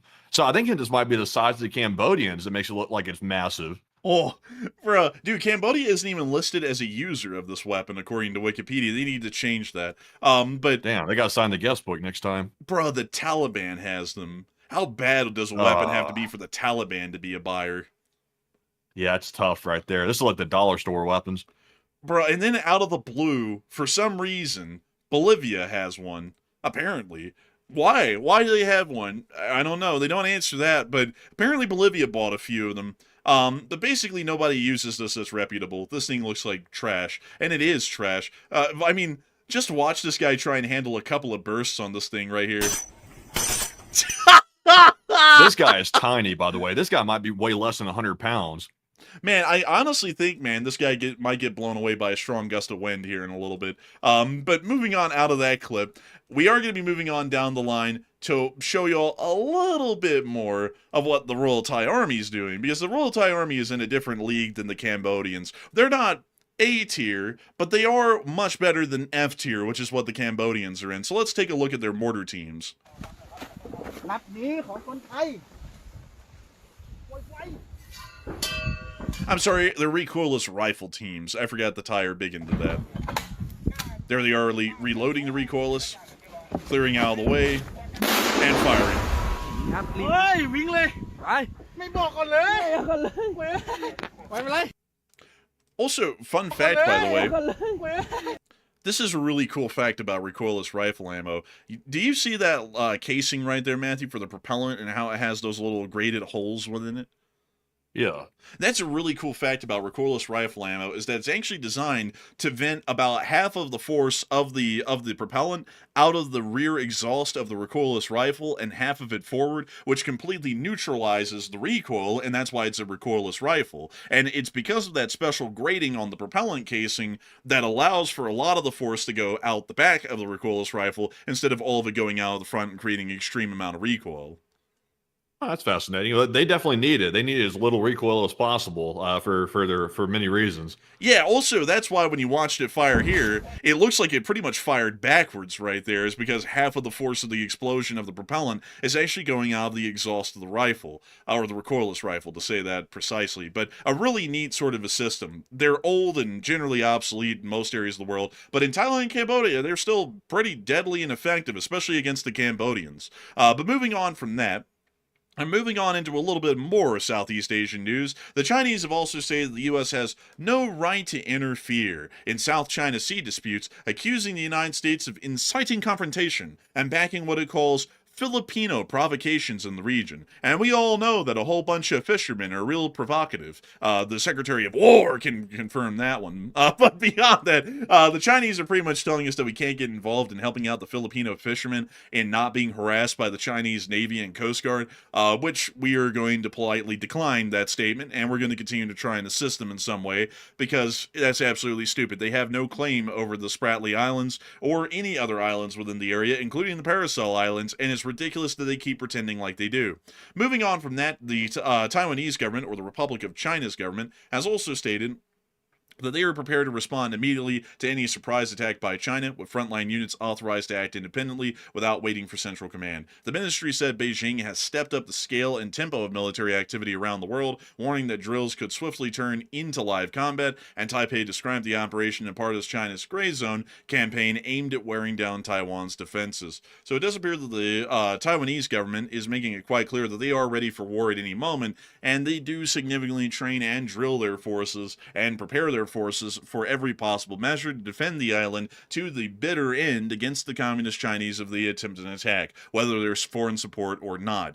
The statements by the Taiwanese government like this have been coming out often, frequently, but it is starting to highlight the tensions that exist within the region and the fact that the Communist Chinese government is once again largely aiming to position itself for an eventual armed invasion of the island and a forceful reunification of the two Chinas into one. And so, Matthew, what are people thinking about this at the moment, and what are you thinking about it as well? All right. So the big mystery, it's been a mystery for several years now, is when is China actually going to carry out its invasion of Taiwan? Because it's actively preparing for it. It's in the final stages of it, but we're not really sure when it's actually going to take place. And now Taiwan today is warning of ramped up military drills nearby at the island as China is once again back to threatening the United States yet again over getting involved in the area. So what are your thoughts? 41% said China will attack Taiwan sooner than we think, while 32% said China will likely attack later on when they were already planning to do so, probably in a couple of years, and 18% said China will not attack Taiwan.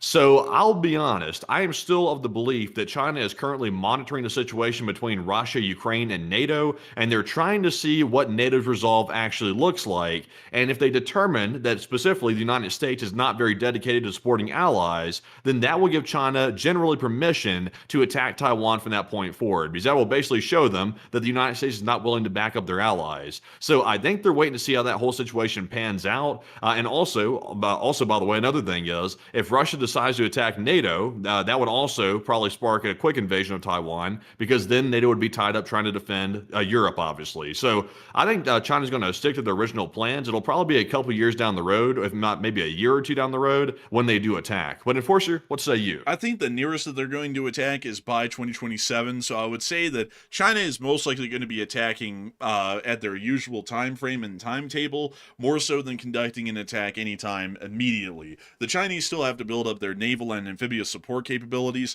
and that's not something that you can just create overnight. Unlike some people who say that that's possible, those people also say that nuclear bombers are flying every day and everyone's going to die. So probably not the best to take their advice, considering that they're batting a 1 in a million chance that their daily statements are going to be correct. So generally, a war with China is probably going to be happening by 2027 or later, if it happens at all. And also some pretty decent foreign policy maneuvering could generally avoid that situation for as long as possible until the final moment, which may be around 2032. So moving on from that, and out of Southeast Asia, it's now time for us to travel across the world, folks. Time for us to move east. Or, better yet, you know what, to make it work, we're going to go west, young man. We're going to go west. Because it's time for us to move on into the Eastern Caribbean.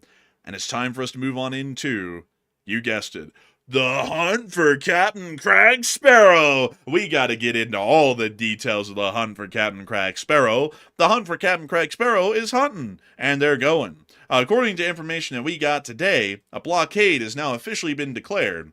And we're going to read you all the statement from the President of the United States. Venezuela is completely surrounded by the largest armada ever assembled in the history of South America. It will only get bigger, and the shock to them will be like nothing they have ever seen before, until such time as they return to the United States of America all of the oil, land, and other assets that they previously stole from us. The illegitimate Maduro regime is using oil from these stolen oil fields to finance themselves, drug terrorism, human trafficking, murder, and kidnapping. For the theft of our assets and many other reasons, including terrorism, drug smuggling, and human trafficking, the Venezuelan regime has been designated a foreign terrorist organization. Therefore, today, I am ordering a total and complete blockade of all sanctioned oil tankers going into and out of Venezuela. The illegal aliens and criminals that the Maduro regime has sent into the United States during the redacted for political commentary are being returned to Venezuela at a rapid pace. America will not allow criminals, terrorists, or other countries to rob, threaten, or harm our nation, and likewise will not allow a hostile regime to take our oil, land, and other assets, all of which must be returned to the United States of America immediately.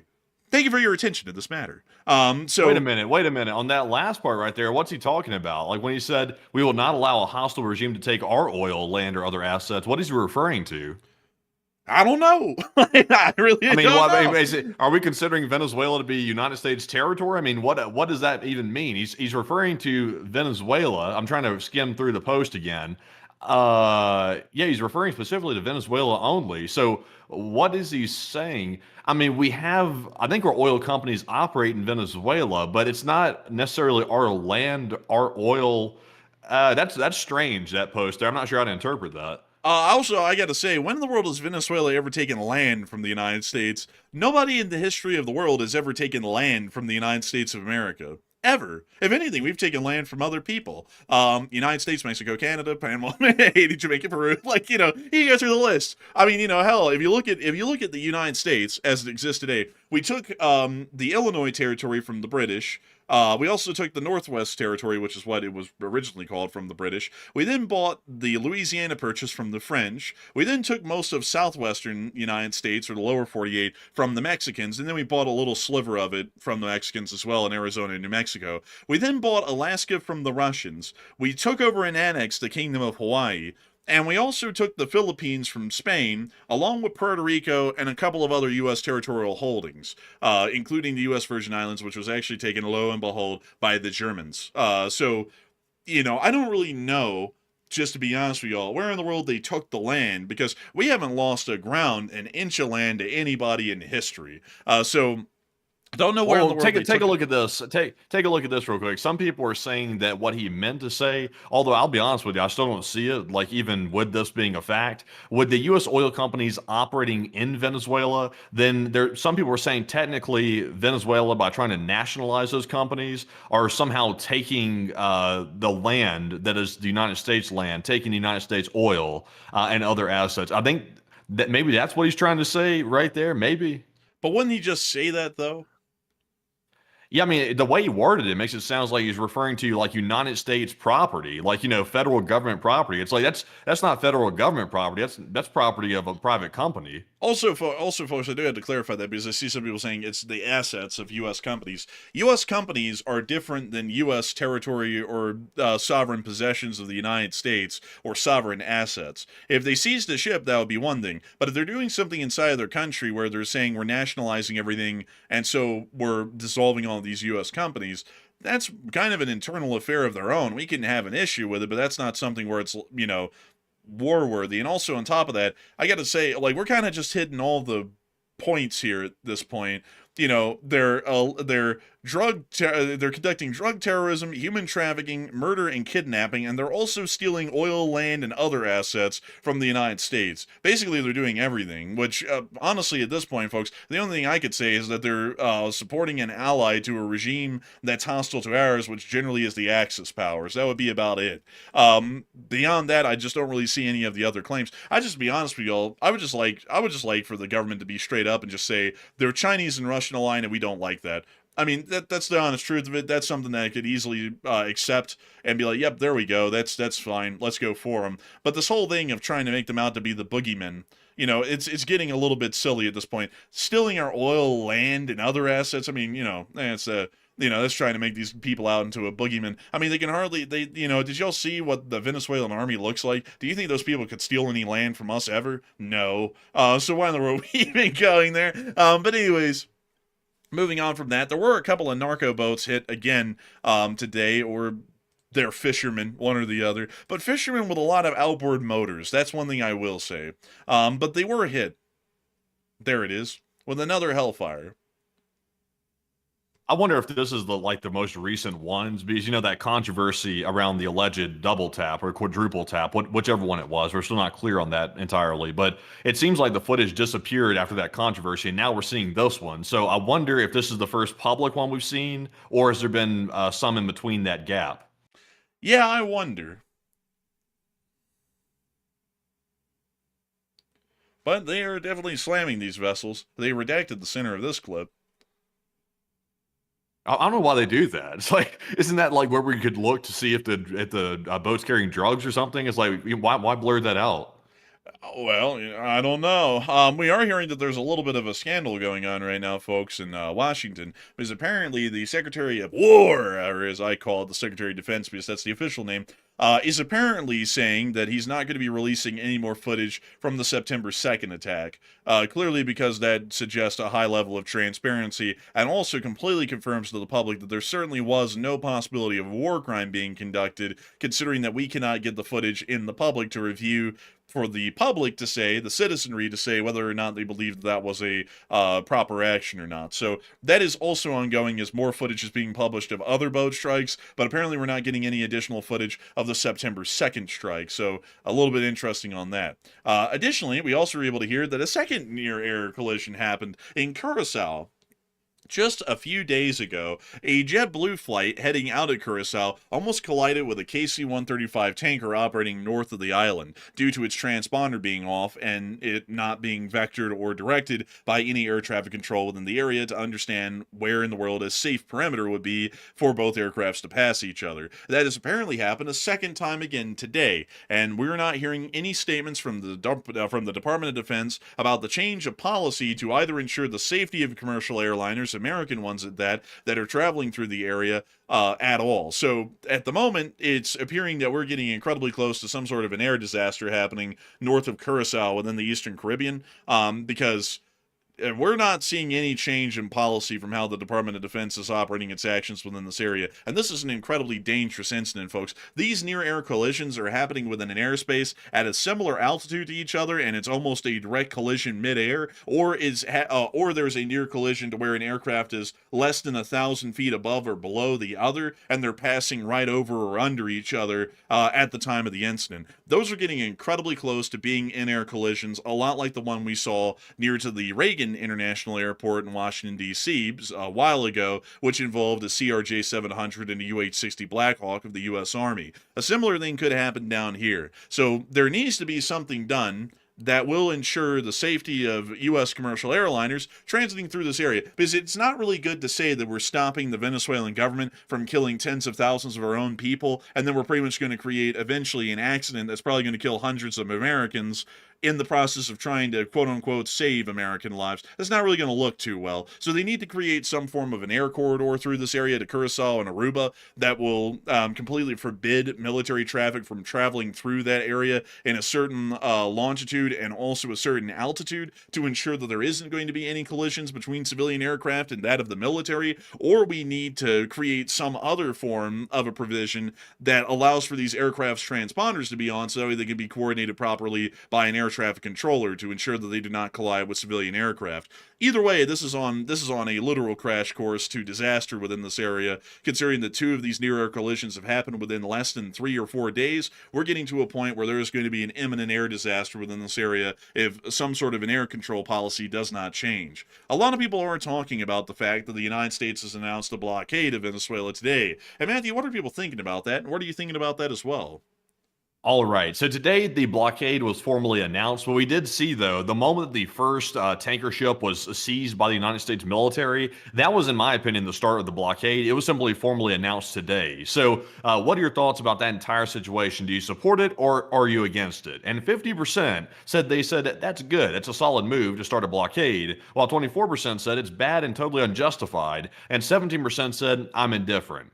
So, me personally, I would say, this is going to be somewhat controversial to half the audience, I would say it's actually a solid move because allegedly, according to the United States government, if you can believe it, they are saying these vessels that they're taking are all sanctioned vessels. So, they're vessels that are allegedly having something to do with the Hezbollah regime or some of these proxy forces of Iran and also directly supporting the Iranian regime. So, if you take that at face value, I would say this is a solid move and we should seize those because Venezuela is being used as a conduit for those forces to start raising more money, also to launder money and do illegal things like that. So I'm not against that. Now, on the other hand, though, the strikes with the fishing boats or drug boats or whatever they are, I'm a little bit sketchy about that. That whole situation is very untransparent, and I'm not really sure about that one. But when it comes to the sanctioning of oil tankers and seizing those, I would say that seems like a solid move. But Enforcer, what say you? I would say that a blockade is an incredibly solid move. I think that it's a good action to start putting significant pressure on the Venezuelan government,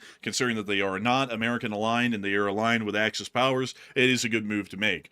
However, I would also have to say that the strikes on the boats, that's not really a good thing, to be entirely honest with you, especially with the complete lack of transparency. So I hope that does address that well. And also, folks, we just had to get rid of someone here, and I want to bring up their points because I found their points to be really dumb. We've had almost 2 near-air collisions happen between U.S. airliners and U.S. military aircraft near Curacao and Aruba over the past 4 days.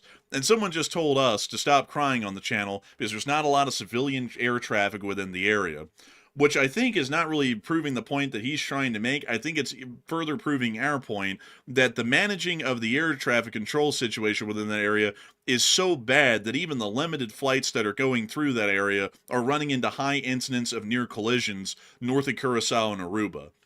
So I don't really think that's crime, because I thought that folks like you who were talking about we need to go down there and destroy the fentanyl trade were all about saving American lives.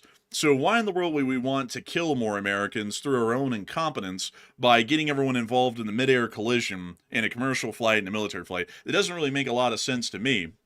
And I would generally say that something needs to be done to try and fix the air traffic control situation within that area. But moving on from that, we also were able to see that some growlers were within the area today. Grizzly 1. And currently, giving us a little bit of a snapshot of what's going on down there in the airspace currently, we do not see any U.S. military aircraft with their transponders on, but we actually, correction here, we actually do see one. Tracer 71 of the United States Navy, a Northrop Grumman E-2 Hawkeye, not a Hawk-Y, is currently being seen conducting orbits within the area. So at the moment, we do know that the USS Gerald R. Ford's air wings are up in the air at the moment. The Hawkeye is a carrier-based AWACS generally, so it's currently conducting racetracks around this area roughly at the moment, and most likely is assisting with the flights of other U.S. Navy aircraft that are getting closer to the coast at this moment. Moving on from that, though, we also were able to see, additionally, that in Trinidad and Tobago, the government has announced that they'll be granting the U.S. military permission to use the country's airports in coming weeks. And also, as many people have said, I didn't know that was happening. What a great quote. Meanwhile, we also were able to see Venezuelan Air Force F-16s that were airborne north of Caracas along the coastline today. Little birdie. Man, this clip was filmed on a potato. Damn. You can see them kind of up there. There's 3 of them, but they look like dots.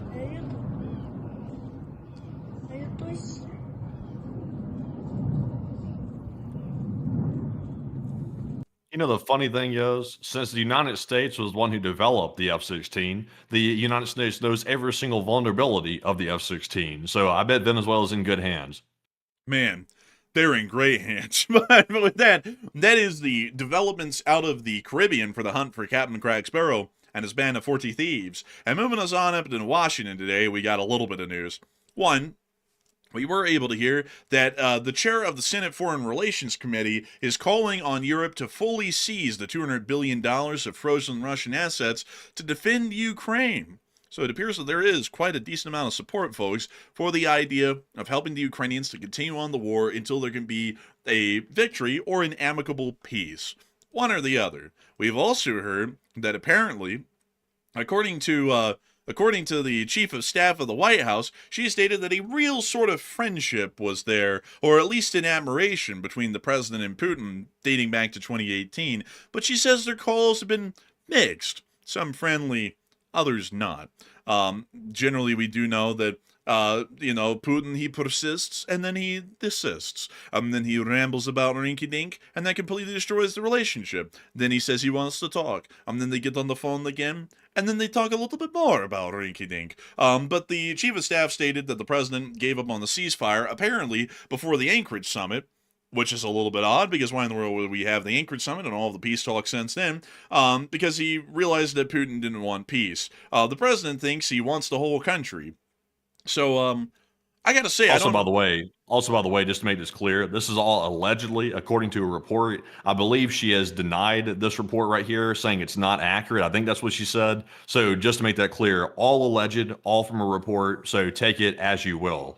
And if we were taking that report as we will, that is kind of weird because it's generally contradicting all of the developments that we've seen so far, which is also leading me to believe, folks, that claim may have been a little bit dubious. That was quoted as well in the news. But moving on from that and on over into Europa, it's time for us finally, folks, to cover the major news coming out of this area. As I just heard that very loud and fresh click on Matthew's keyboard. I don't know why that came through so crisply, but it was a single key that you hit, and it went click, and I was like, dang, bro. I was like, what in the world's that? But with that, we are going to be moving on from that little bit of news, and we are going to be moving on into the United Kingdom of Great Britain and Northern Ireland. And we were able to see that apparently, according to the head of the UK's Air Force, Britain's sons and daughters must be ready to fight for Russia. The UK Chief of the Air Staff, Air Chief Marshal Richard Knighton, said the country must prepare for a possible war with Russia. According to him, the risk of an attack is real, and this needs to be stated openly, not only the military, but also to ordinary people with families and households. He described the current situation as the most dangerous of my entire career. Knighton said strengthening the armed forces alone is not enough. A nationwide response is needed, developing the defense industry, preparing society, and upgrading infrastructure. He also noted that Russia's armed forces have grown to more than 1.1 million personnel, and that Russia now spends more than 40% of its state budget on the war, twice as much as 10 years ago. So it does appear that the British are still saying at every level, from every branch of their armed forces, that war is coming, and it's really going to be inevitable at this point. There's really no way to avoid it. Also, by the way, I do have to address something that Matthew sent me off here. Yes, Mandy, I actually am sucking on something at the moment. It's one of those Flint's mints. My throat got so dry in the middle of the show, and I was so parched, I got desperate, and while you were addressing a poll, I got one of them to try and get my mouth a little bit less dry, so that way I could talk without choking, because I was about to get to the point of choking tonight. But moving on from that, we also been able to hear in other European news that the Lithuanians are now going to be opening a new military training ground in the Suwalki corridor to strengthen the defense of the border against Belarus, which is a fairly interesting development at the moment. We've also heard, in the meantime, that apparently the Germans are claiming that the Russian Federation and the Republic of Belarus is apparently going to be conducting joint military drills near to the Polish border. And this is something that is quite interesting here. We do understand that many different statements have been made by the German government over the course of the day, with one German official saying that 360,000 troops have been built up by Russia and Belarus along the Polish border over the course of the day. Now, I do have to say, folks, that number would be quite absurd. 360,000 men built up along the Belarusian border, that is something that is a little bit impossible. Because that would be about a regiment every mile, and there is no way in hell that Russia has a regiment every mile along the Belarusian border, and we haven't seen that yet. There's no way in hell that could have happened. There is a buildup that's going on there right now. There will be joint exercises held between the two countries, but as far as 360,000 men, that certainly is not going to be happening anytime soon, or at all for that matter. It just can't. There's no way that they have that kind of spare combat power to put that many men right on the border. They do have a lot. They do have, at least from what we would know, about 140,000 men that are somewhere along somewhere as available combat power within the Russian Federation that are within combat-capable forces, but not 360,000. And they're certainly not putting all those guys directly on the Polish border, because that would be depriving every other border region in the Baltics and Finland of any usable combat power to have that of massing of a force directly on the Polish border. A lot of people are talking about that at the moment. And Matthew, what are people thinking about it? And what are you thinking about it as well? So we might want to give this poll a second. It literally just went up 10 seconds ago. We don't barely have any votes on it. So we might have to give this one just a second. Give it a second. 1. There we go. Now, I'm just kidding, folks. I'm just kidding. But let me bring y'all over the numbers that we did before the show. The Belarusian border is approximately 170 to 180 miles long. If they had 360,000 men on that border, and we divided that by the amount of miles on the border, that means that for every mile of the Belarusian border, there would be 2,200 Russian and Belarusian soldiers for every single mile. That means that that's about a regiment every single mile of the border, or kind of getting close to a very light brigade.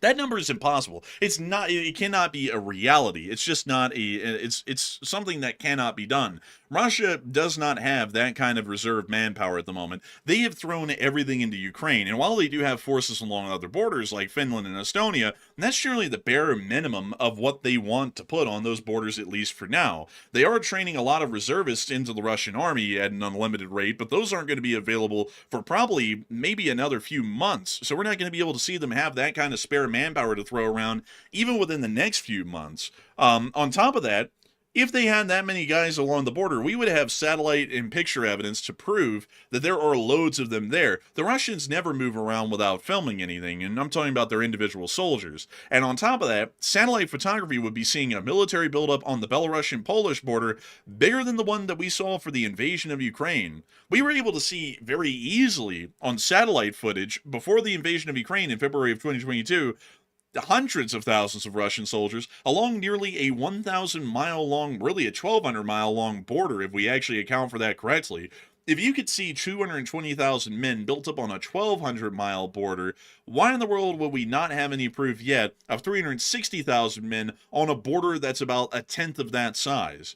It would be next to impossible to not see that. It would be next to impossible for there to be no proof for that. So I would have to say that this claim seems fairly ambiguous or really dubious, in my opinion, as to the actual number of troops. There's probably several dozen thousand Russian and Belarusian forces within the area, but I don't think that we're going to be seeing numbers that range within the hundreds of thousands. It's just not possible. But Matthew, now that we've given that poll a minute to marinate, what are people thinking about that? And what are you thinking about that as well?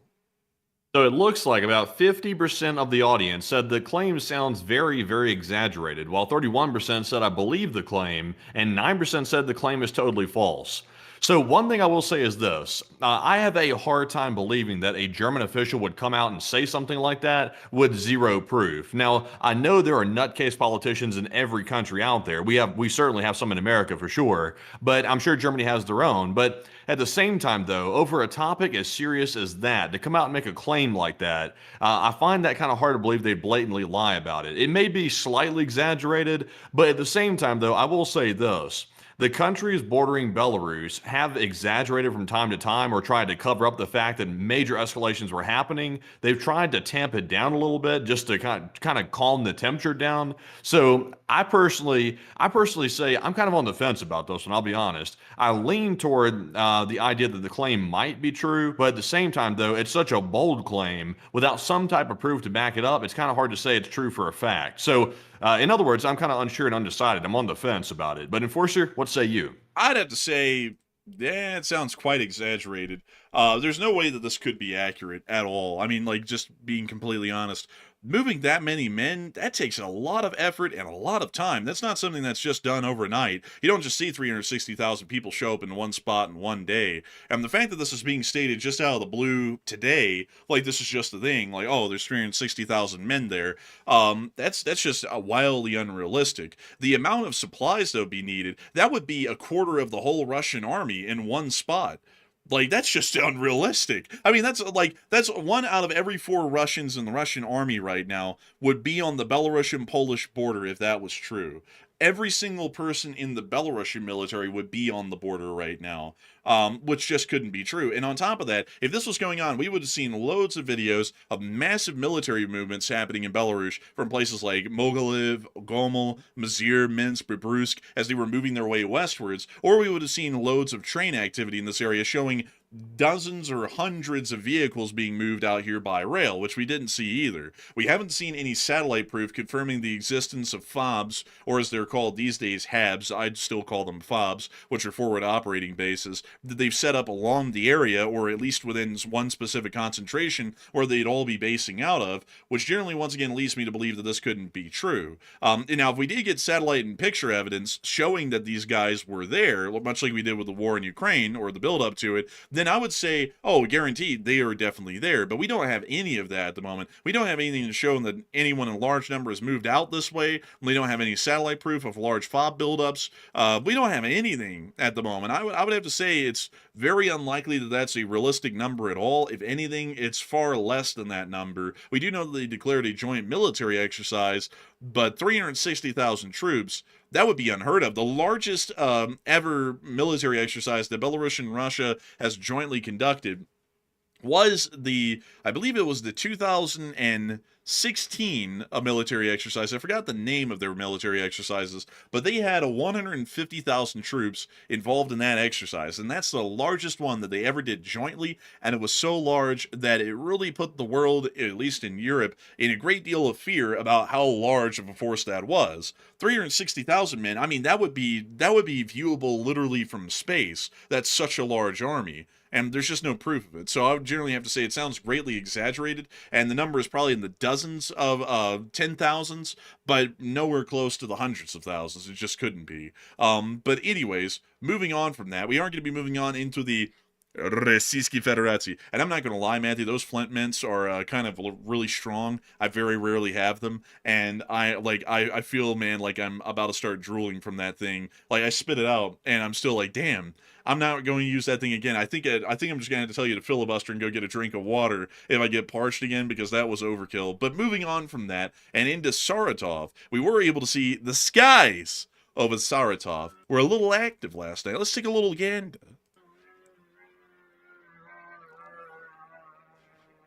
Oh, A dying mosquito. And it's dead. man, that thing be dead. Man, damn. Dang.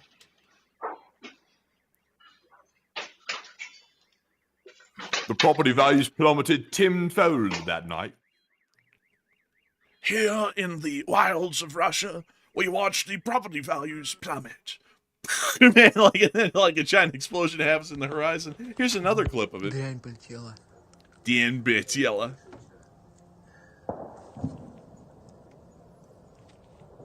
Just a random pot shot being taken at it.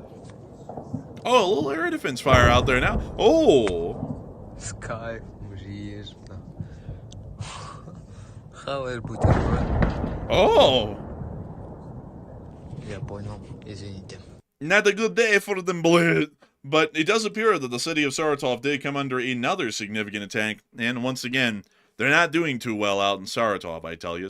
Meanwhile, out in Belgrade, we also got to see that a little OPSEC violation led to significant loss. I'll show you all the clip, and then I'll tell you what the Russians reported later. Here's the clip that a Russian soldier filmed from the inside of a Ural 4320. We're going to mute that. Oh, look! An apple! Yoink! Dude. Yeah, he was eating the apple after putting on that nasty dashboard. How nasty.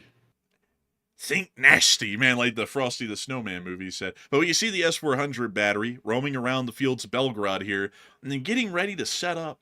You see them looking at the sun. Man, giving an exact read on their position by the setting of the sun. How nice.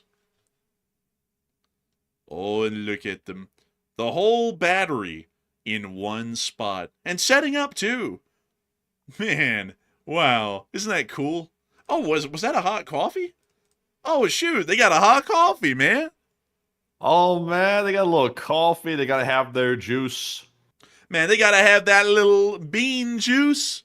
Man, they got to have that bean. But we can see that they all set up out here in the fields. What a wonderful day. Well, it wasn't a wonderful day for long. This was the telegram post that the Russians put out later from Dosve Shinova, Spiona. There we go. Dosve Spiona. That's a weird word. Anyways, strike on the S-400 column. On the 14th of December of 2025, around 1630, a strike was carried out on a column of S-400 anti-aircraft missile systems, which was on the march in the area of the village of Rayevka in the Belgrade region. The strike was carried out using 6 drones. As a result of the strike, A launcher unit, 5PA5SM201, was destroyed, and another launcher was damaged. 4 anti-aircraft guided missiles were also destroyed as well. There were no casualties among the personnel, but they lost about half of the launching units of the S-400 battery. I see trees of green. That's so stupid right there. It literally gave away their position to destroy the S-400 column. How much money is that, by the way? Because those are not cheap. And also, by the way, they're still trying to buy some back from Turkey, I think. So they couldn't lose this. That was a stupid move. Well, each launcher is about $20 million, and each missile is getting close to kind of like in the hundreds of thousands, like 700,000 to a million. Damn, that's a big loss. Yeah, so let's see. Oh, if we were to add that up, that's about roughly $40 million in losses, just about from that strike. Yeah, basically. Luckily, they didn't lose any guys. At least they got a little lucky. But not really a good day for them out there in the village of Reivka. It looks like they lost a lot of an anti-aircraft unit, and this is also why, folks, I'm saying that the movement of 360,000 Russian troops would be impossible to not see video proof of, because these idiots film everything, even when it ends up with their own demise. So they would clearly film themselves in Belarus if they were there in huge numbers, and I just don't think they're there, because they're even filling themselves in Belgrade near a war zone. That's how insecure they are. But moving on from that, we are going to be moving on into Slaviansk na Kubani. They hit the refinery down here again. This is like the 6th time that's been hit. It's nothing even new at this point, but they did hit it again. So it's going to be down and out for a little minute. We also got to see another. Something they never mentioned when they hit these refineries is, refineries emit all kinds of pollutants into the air, and they try to control it. They try to limit the extent of the release of these pollutants. But I wonder, when Ukraine hits these things, does it release large amounts of benzene and toxic vapors like that? Because they're hitting the thing, they're causing the whole system to explode. So naturally, it seems like it would explode and also release all that into the air. You would think it would, but I don't think it is, actually. I'm not really sure, to be entirely honest with you. I just don't know, because a lot of that vapor is, it's invisible. You can't see it. All you can do is smell it. And I don't know. Maybe it is. I really have no clue on that. That's a good question, though. But there's the hit again from another angle. And once again, confirming to us, Slaviansk na Kubani, it's cooking up nice. Moving on out of that, though, it's now time for us to get on into the front. And moving us on into the front, we're going to be heading to our location unknowns. Starting off our first clip, we were able to see these brand new Ukrainian transport drones. They're able to carry 400 pounds a pop. And did I mention, they're highly maneuverable. That looks fun. That's pretty cool. Bro, you can sit on one of those. It can carry a man? Dude, it can carry 400 pounds. Oh, wow. It can carry most men. It can carry most men. We also got Not a Russian general, though. He'd be out of luck. But we also got to see one of these at work right here in this clip. Take a look at this. This guy's filming it. There it goes. Little fella loaded with supplies on his way to the front. They call this War Dash. Man, honestly, man, they're really revolutionizing war resupplies. Call up War Dash today. But moving on. I tell you what, somebody, I don't know if War Dash is something that somebody could use or not, but that would be a hell of a name for something right there. Man, honestly, that would be pretty crazy. Man, we need to come up with something that's like a silly Tolkien reference to name our company, and then start working on that as our entire business. I think we ought to call it Sauron or something like that, or Mordor, because that would be a great idea, and then we can make loads of drones like that and make a buku of money. But we also got to see this little Ukrainian air defense at the work, or really air command, the West at the work, on their anniversary. Man, look at that beautiful launcher. That's an Iris-T, by the way. When you see him petting his This plane. is what happens when you have the support of the West. You have big money, big tanks, big missiles. You have big everything. Go big, go home, baller status. Man, the difference between Russian and Western equipment is that all Western equipment looks like it was made in a sci-fi laboratory, honestly, especially air defense stuff like this. It looks really high-tech and extremely advanced, and then Russia's stuff looks like it was made by a dude who was playing with a silly string or something like that, or a slinky, and he was high on drugs or vodka, and then he came up with the design that way. That's really the difference, folks, between us and them. But we also can see here, the pilot petting his plane. He's like, good doggy. Be a good doggy. And it's probably going to end up like that dog man that we walked by in that library today, where it's just kind of psychotically staring at us. Probably like that. But when you now see him getting in the jet. Oh, it's an F-16. Well, you have to pet the F-16s. I heard they're soft. There it goes. Very nice. Very nice. You know, according to the Russians, though, Zelensky should be pulling up any second to the front lines of his Bugatti. So, you know. I woke up in a new Bugatti. I'm not going to lie. If I saw Zelensky pull up into a Bugatti on the front lines, the first question would not be, where'd you get the money to buy that? The first question I would have would be, how the hell do you drive that in this terrain? I mean, our first question. You'd have to outfit that thing with some huge mud tires to get out there, honestly. Man, honestly, you would. Dude, he's going to whip up with, like, baby wheel rims. Oh, what's up, bitches? Everyone's going like, what? It's like Zelensky with the rims. Also, by the way, check this out, folks. They actually showed this rare example of the Hawk. We hardly ever see the Hawks. Really cool system. Old one, but it still looks pretty cool. Man, Air Command West is really showing off a lot of their achievements. Really cool. Air Command West, by the way, is in control of the western airspace of the country, which is around the city of Lviv and Rivne. Just if y'all did not know. Man, they're hard at work. Was that a slam ram? Oh, shoot.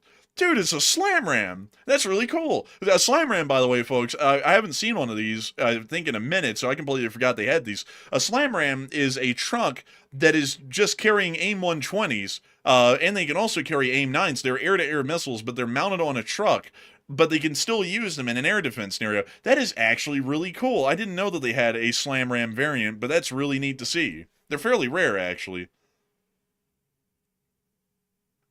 And we see them, you know, working on their Mirage 2005 Fs. They've got Ukrainian fuel tanks on this thing, and they even painted the underside yellow. We see them showing off all of the aircraft that are in the Air Defense Command. I mean, just truly amazing stuff right here. The work of Air Defense Command. Missiles on missiles on missiles. And rearview mirrors. Man, and barrel walls. Man, how cool. Ukrainians out here wasting our money with barrel rolls. Stop doing tricks. Fix your shit, man. Stop doing tricks. They're for kids. Man, they shouldn't be doing tricks. Man, when I was back in Vietnam, they Whoa. Wait a second. They've got night vision on the air defense gun like that? Wait a minute. Look at that. They've got a whole monitor on the top. That is crazy. They got the nods with a monitor hooked up to the scope. That's crazy. You know, man, I just realized, you know, every time we've seen one of those clips in the infrared of them shooting down a drone, that isn't from an observer. That's the gunner's view. That's wild. I didn't know they had that, like, literally mounted on the gun like that. Man, honestly, that is really cool. And oh my goodness, man, look at this one. Bro, they got a whole little display on top of this Orlikon here. That is actually extremely impressive. You'll never see the Russians with that, by the way. I've never even seen that with the Ukrainians until today. Oh, hell no, man. That's actually very impressive. Man, no wonder their interception efficiency is so high. Diane Merriam said, how else could you see them at night? You could be like the Russians. Well, there they are right there using a spotlight. They're actually using one right there, but the Russians always turn on their spotlights to try to find the drones, which never works out quite well. So I think the thermal or the night vision is probably a much better deal. Man, and then they're showing up the wonderful service members of Air Command West. This must be a recruitment video. Well, they're kind of making me want to join. Like, it looked pretty cool. But, man, what a neat clip. It's their anniversary, by the way, of Air Command West. So this was their celebratory anniversary video that they made. Really neat.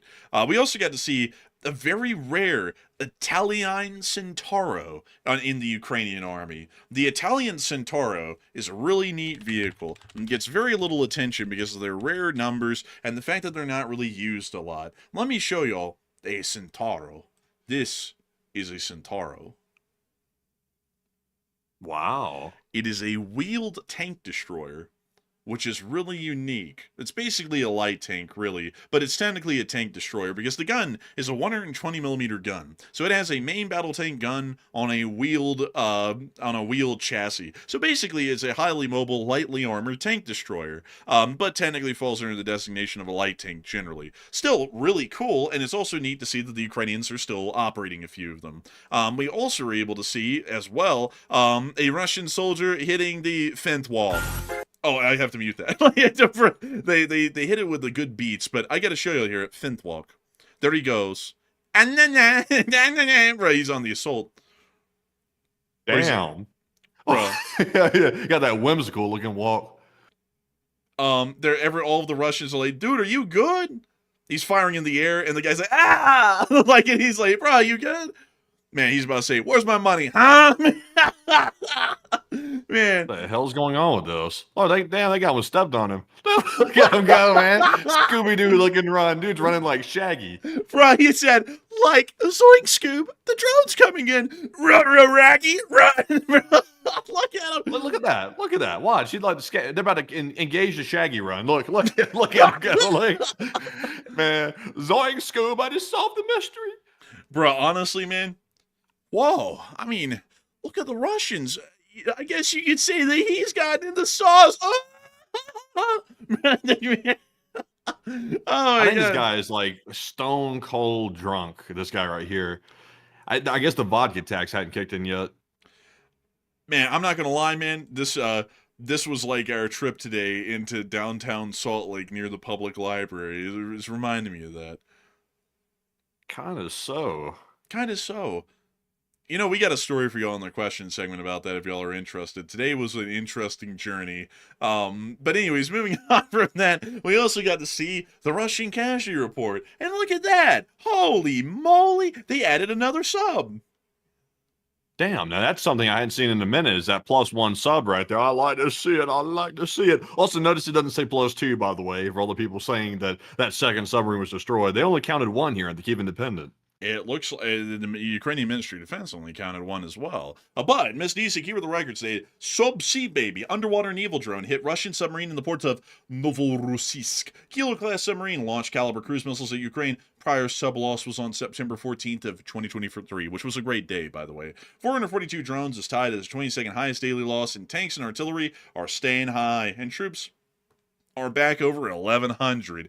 Yippee! And let's get on into the numbers, folks. 1,150 Russian soldiers have been wounded and killed over the past 24 hours, along with 6 APCs, 177 supply trucks, 9 main battle tanks, 67 artillery pieces, 442 drones, and 1 sub. So it was an incredibly good day, all things considered. A sub is quite rare. Moving on from that and on into Volchansk, we were able to see the Russians getting hit by the 57th Motorized Rifle Brigade of the Ukrainian Army, or the Ukrainska Army, bleed. Oh, look, there's a couple of them right there. Run as fast. Oh, little pileup. Goodness gracious, someone called the Department of Transportation. These guys have got to get their licenses reviewed. Look at that. The dirt bike hit the ATV. Man. Oh, that was oh. You see them going for the ATV, boy, that was left behind. Oh, boy. Is it smoking down there? That little outpost is already smoking. Oh, look, abandoned Bulhaka. Man. Oh, that's a UAZ, actually. UAZ 469. Nice. That's another one, and an abandoned ATV. Man, they skipped all of the UAZs and went straight for the ATV. That really tells you some about what the Ukrainians think of those things. You gotta watch out for those ATVs. They got some good range on them. Uh-oh. A Russian on the bike? Oh, is he popping wheelies? Oh, he sees the drone. He is going full blast out here. Oh, he's about to run off the road too. Oh yeah. Wow. Oh, man. I think he actually got away from that one, actually.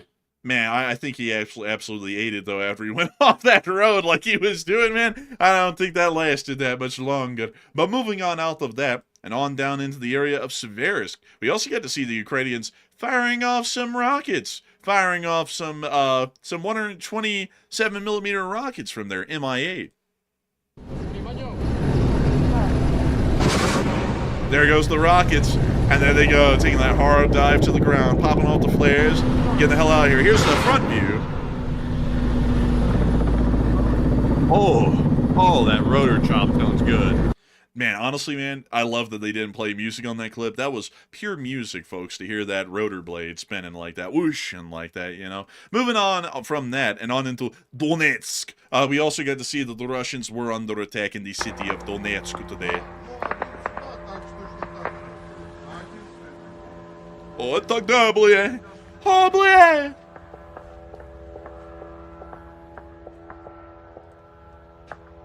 You just hear the drone in the crackle of rifle fire. Спускается, да, опять? Is it going down again, right? Yes, this is it again. Oh! Yeah, it went down. Man, it went down down. right on target. Man, falling debris, as they call it. Oh, a little smoke rising off in the distance there. This person's dedicated. They sat here and just filming the whole thing. The ambience, the smoke. Oh, effing crazy. Look. There was a strike 100 meters from my house, he says. Man, everybody's just kind of out here just watching the only thing going on in town. Oh, the factory got hit. Wow, I wonder what was in that factory. I bet you a lot of Russian tanks sitting around. Well, looks like the Nets didn't have that good of a day. Anyways, moving on to the front line, we also get to see the First Corps near Dobropilia obliterating an entire Russian assault column. Take a look at this. They're playing that Christmas music. Let me get you all into the festivity spirit. It's beginning to look a lot like Christmas. Everywhere you go. Oh, look, there's a Russian right there. He's kind of zipping down that road a little quick for it to be covered in snow. Oh, my goodness. That's a Russian assault column. Wow. Call in the artillery, boys. Like, we're going to get them. They got the wrong camo. Standing like a sore thumb. Man, they missed the memo. The street's white, guys. You got to wear one to camo. Well, let's say it's too late now. They're going to learn the hard way. Oh, wow. The Ukrainians are giving it to them hard. Ivan and his boys were up on the tiny road, and they were getting pounded. Man, and it was true. Pounded, I'll tell you what. Damn, pounded. Man, I tell you, man, Diddy looked at this, and he was even shocked. Oh, the video just started buffering right when I said that. They're like, hey, yo, that's enough. Like, it's like, damn, okay. It's like, I was just trying to make a joke there. Dang, what's going on with the video? What's going on here? What the man? This is verboten to see the aftermath of this. Ah, here we go. Finally, it loaded. Oh, skip forward to some devastation. Oh, we can see look this. At that. Look. You gotta get ready to look at those. Oh, look at that. Oh my God. Man, the artillery was landing strong these days. This kind of sucks. So like right here, you know when you get bunched up on a road with no camouflage and you stand out like in high contrast, and then you have a bunch of thermal drones circling over your head and like endless artillery. This is kind of a sucky scenario. Man, and then the first Azov Corps styles on you by doing their cool outro after they get done wiping out your whole assault. They're like, OBS disconnected. What the hell's going on with this? What is going on with this? You got that good internet over there. Man, it's that Gucci internet, man. But anyways, it's back, everyone. I'm sorry. Lag alert. Ha! Whoopsie. But moving on from that and down into Pokrovsk, we also got to see the 79th Air Assault Brigade taking some pot shots at the Russians with their tanks. We're going to have to mute that, sadly. I always like to check, though, these days, still a little bit, if the clips actually have audio. But you see the tank crew here doing an interview post-combat, talking about their experiences today on the front near Pokrovsk. They're like, our tank is pretty cool, says the guy with the frosted tips. He's like, we absolutely obliterated the Russians. Meanwhile, Willem Dafoe's long-lost son stands in the middle, listening to the other two talk. That dude does not look like Willem Dafoe. But I want to, is that dude's hair over there on the right, is that like natural for your hair to look like that, or is that something that he did? I think that's something he did, because his beard doesn't even match that color at all. You see the tank commander. These guys are too cool for school right here. You can tell they know what they're doing. They're confident in their abilities. Man, honestly, they are.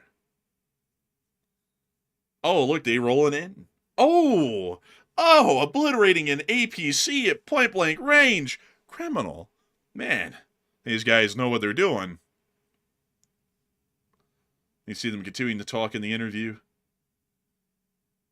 That guy in the middle kind of looks like Trevor from GTA 5 a little bit. If you had to like refer him to somebody, he kind of looks like that. Yeah, he kind of does a little bit. You see this guy over here on the right. He's clearly related to that one guy in that British cartoon who goes, "Smashing, mate!"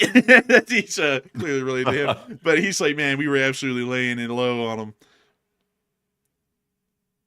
I'm still trying to think of something for this guy on the left right here, but I'm running blanks on this one. He's like, you see, the tank is pretty damn well made. You know, it was made back in Kharkiv. You know that stuff's good, is what he's saying. You know, the Russians, they run from this thing when they see it because they know Ukrainian steel, and they know it's real. We now see them rolling on through the foggy streets.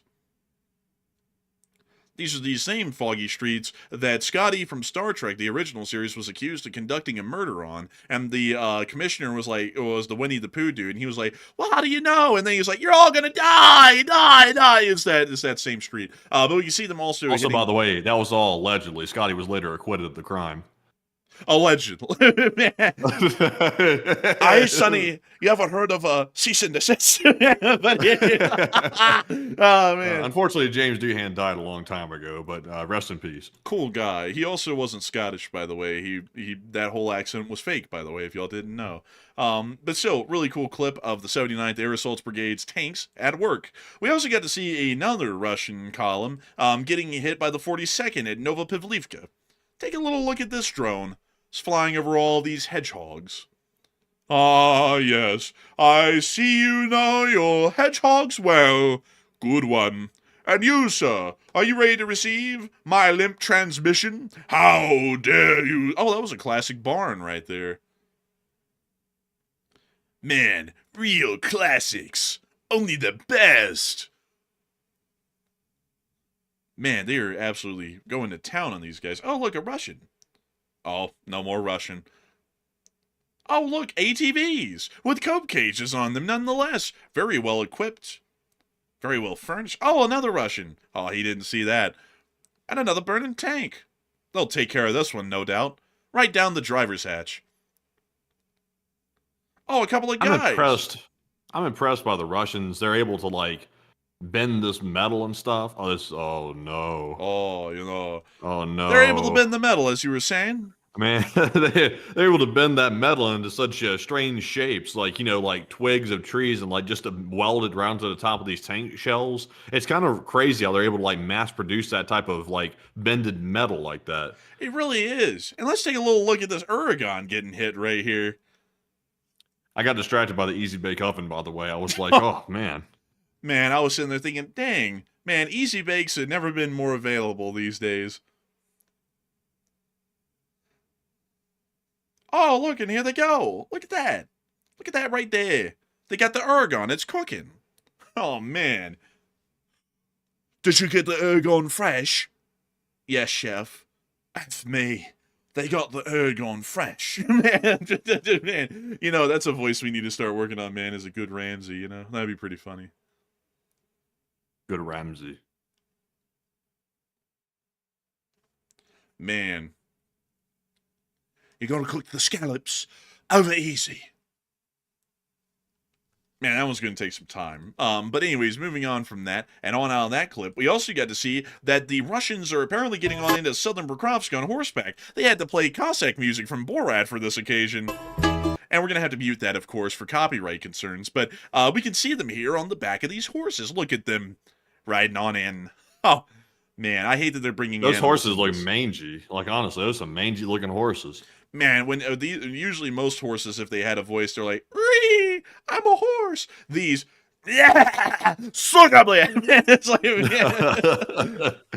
They drank vodka as pups. Or, what do they call a baby horse? A foal. A calf? They call it a foal. Yeah, there we go. I literally said everything. Every type of baby animal except for the one I was supposed to be saying. Man, he said a chick, a goose, like the damn calf. It's like, man, that's a foul, man. But anyways, we also got to see them Russians getting hit by the 35th Marines. Hoorah, bam, they got them. Goodness. Holy moly. Dang. They meant this outpost ain't getting away. Oh, look, a pipe. Man, call it a pipe dream. The way the Russians would be thinking they safe in there. Oh, The Russians have a thing for pipe. Like they just say it so weird too. Oh my God! Well, so he was just sleeping on the job. Meanwhile, the other guys are crawling right into pipe. Man, man, they always say down the pipe. They mean it literally in Russia, man. Like, it's like, oh, man. Bro, the Russians heard someone say, man, the economy is going down the tubes. And they went, down the tubes, you say? Like, I have an idea. Moving on down to the Zaporizhia front, we also get to see the Ronin doing its work in Zaporizhia again. Hitting APCs and so on. Typical fare, typical business, but stopping the Russians where they're at. Everybody in the comments is getting crazy in the chat. They said pipe, pole and pipe experts. Sewer reminds them of home. The hype of the pipe. Hype of pipe. Oh man, all the pipe jokes here. Oh man, there's some of them we can't repeat. There's some of these are getting disgusting actually, but oh my God, oh man. I underestimate how deep the gutter can get sometimes with some of these comments. I underestimate it. How far can the gutter go? Well, it only goes. Whoa, what'd you say? How far can the gutter go? Oh. What the hell Damn, did you sounded like think you said I something else there for a minute. That sounded like something else for a minute. I was like, whoa, Paul. I was like, what the hell did you say? Hey, yo, hold up. Rewind. But we also get to see the Ukrainians riding down the way of the boat near Kherson. They got music. This is bad. This looks like a bad situation. This is creepy as hell. There's fog. It's too slow. Something bad's going on. This is like a horror movie. Man, they're creeping around. Man, this is a horror movie, but they're the scary one. Like, they're the ones haunting someone else. This looks like something straight out of, like, the Headless Horseman, honestly. Strangers in the night. Let's see. It turns out the Ukrainians are the stranger and the Russians are about to find out. Should I imitate our Secretary of Defense or War, whatever he's called? Secretary of War! The Russians are gonna FAFO. They're gonna FAFO, I tell you. We're not gonna tolerate those Russians, those punks, those Russians. We love life, but we've only started to kill fishermen. Like, it's like, yo, calm down. It's like, bro, chill out for just a minute. But with that, folks, that is actually the end of our news right there. We're ending it in the middle of the swamps of Kherson. And with that in mind, I was about to make a joke there, and I decided not to. But with that in mind, folks, it is time for us to move on into the next segment of this stream, where we get to talk to each and every one of y'all. Unfortunately, Zelensky has not put out a speech in days. He has been busy on affairs in Europe, generally talking in Germany, Brussels, and elsewhere for the Ukrainian cause and support for the state of Ukraine. For that reason, we unfortunately do not have a speech, but hopefully he will return to Ukraine, or will find a free moment here in the next several days to give us another speech on the position and status of the Ukrainian state and the war effort. But with that in mind, folks, it is time for us to move on into the second segment right away without further delay. And Matthew, what do we got? All right. So it's time for our final question segment of the night, by the way. Also, Mr. Wire said, honestly, that's the worst personality for the job. I will say, you got to go back to your high school days, because it feels like that's what we're dealing with here at this point is like, poorly developed like personalities and things like that. Like sort of like odd, like social cues, not picking up on them or something like that. It's like, there's always that edgy guy in high school that was like always trying to be that, like the badass and stuff like that. Like, oh yeah, bro, I'm tough. I can do it. He's like always going over the top and stuff like that. It's like he never grew out of that. It's like he's still wearing like the baby Gap shirts and stuff like that, trying to like look extra buff with these tight fitting shirts and stuff. It's like brother, it's like that was like like high school jock days and stuff like that. You're like well beyond it. I don't know how old the guy is. I think he's in like his 40s or 50s or something. It's like the high school days were a long time ago, my friend. That's like you gotta let that stuff go at some point, man. But I also like this, man. I'm the Secretary of War. I'm so aged. Watch me play with my butterfly knife, man. It's kind of like that sort of a deal. It's like, dude, we get it. You're trying to be cool or something. It's like once you hit the adult world, folks, you realize unless you're giving yourself a pretense, being cool and being stupid doesn't really count for much of anything because nobody cares at all. Nobody at all. I've never, like, I'll be honest with y'all, I've seen very few people out there go, man, that guy's such a dork as a grown adult. Like, where you have to, like, compensate for not being a dork. I don't see that. I don't know why people put so much effort into that. It's like, I have no clue. It's like people who put as much effort as possible into being as weird as they can be. It's like either one. Well, if you weren't such an uncool wimp, bro, you'd understand. Well, if you had testosterone like I did, the Secretary of War, you wouldn't think that way, you weak bitch. but anyway, make sure to like and subscribe. Oh, man. I always love traditional values, getting divorced 3 times is, very traditional. But anyways, with that, it is time for us, folks, to move on into the question segment. And we have a lot of them and a lot of fun to get into. And, of course, Matthew, what do we got?